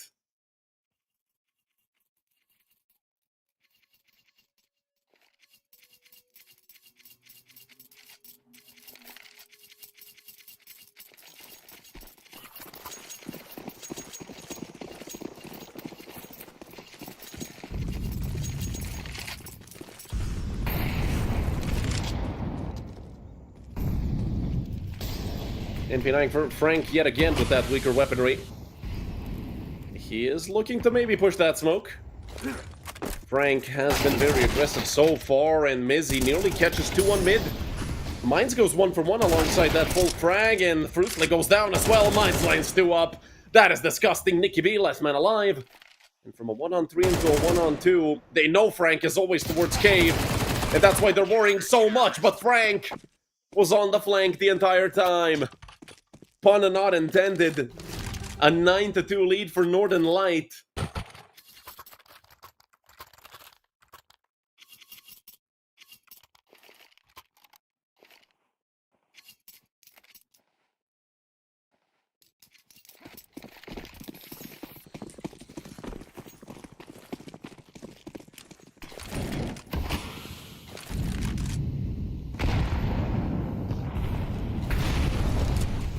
And again, it struggles for prestige, last round of the half, although neither team are really full of money, but look at mains. And the wallbang connecting, leaving Doku with 6 HP. Prestige cannot catch a break. This is one of those maps that is just brutal to watch. And no matter what the losing team does, they're still just gonna continue getting stomped left and right. Main still sitting here, not moving, wants to play on the smoke fade. But both him and Dubes go down. So that aggression finally punished. But now Prestige have to capitalize and turn the 3v3 into a 1 round. It's not working so far, it's not working at all. Snow and Frank close out the half. 10-2. Prestige, they are battered, beat. They can't streak 2 rounds together for the life of them.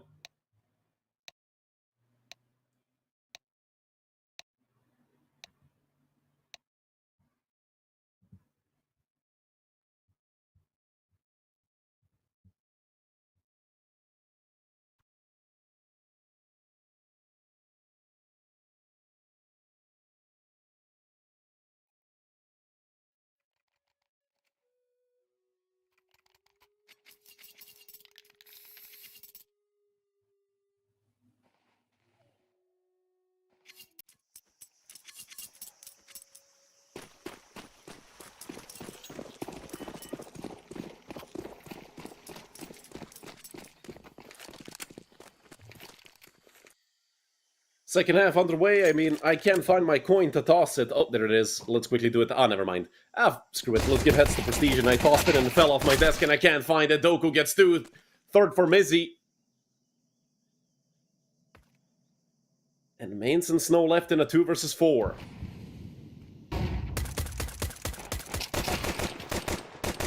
Oh, Mains on the flank, sticking through the smoke. Come on.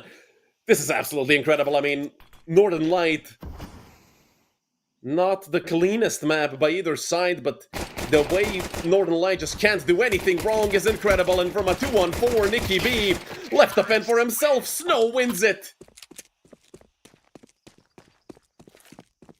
11-2. 11-2 off the back of a 2v4. Yeah, this map is over.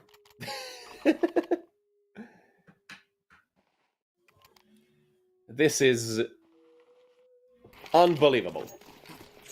I don't think there's a chance. Yeah, I do think at this point they certainly want to log off.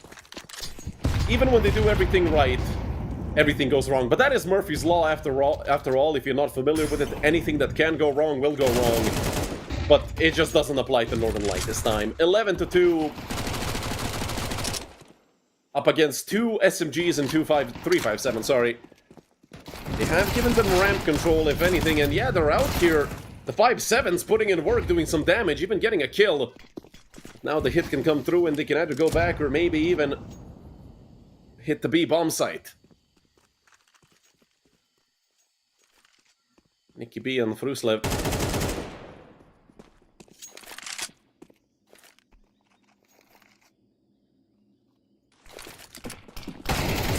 Flash coming out, it's Mains, lines them both up.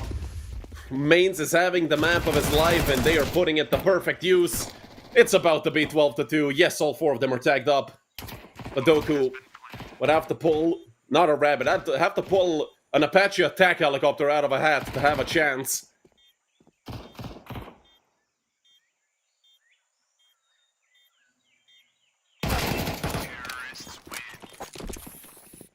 12-2. 10 match rounds in a row for Northern Light.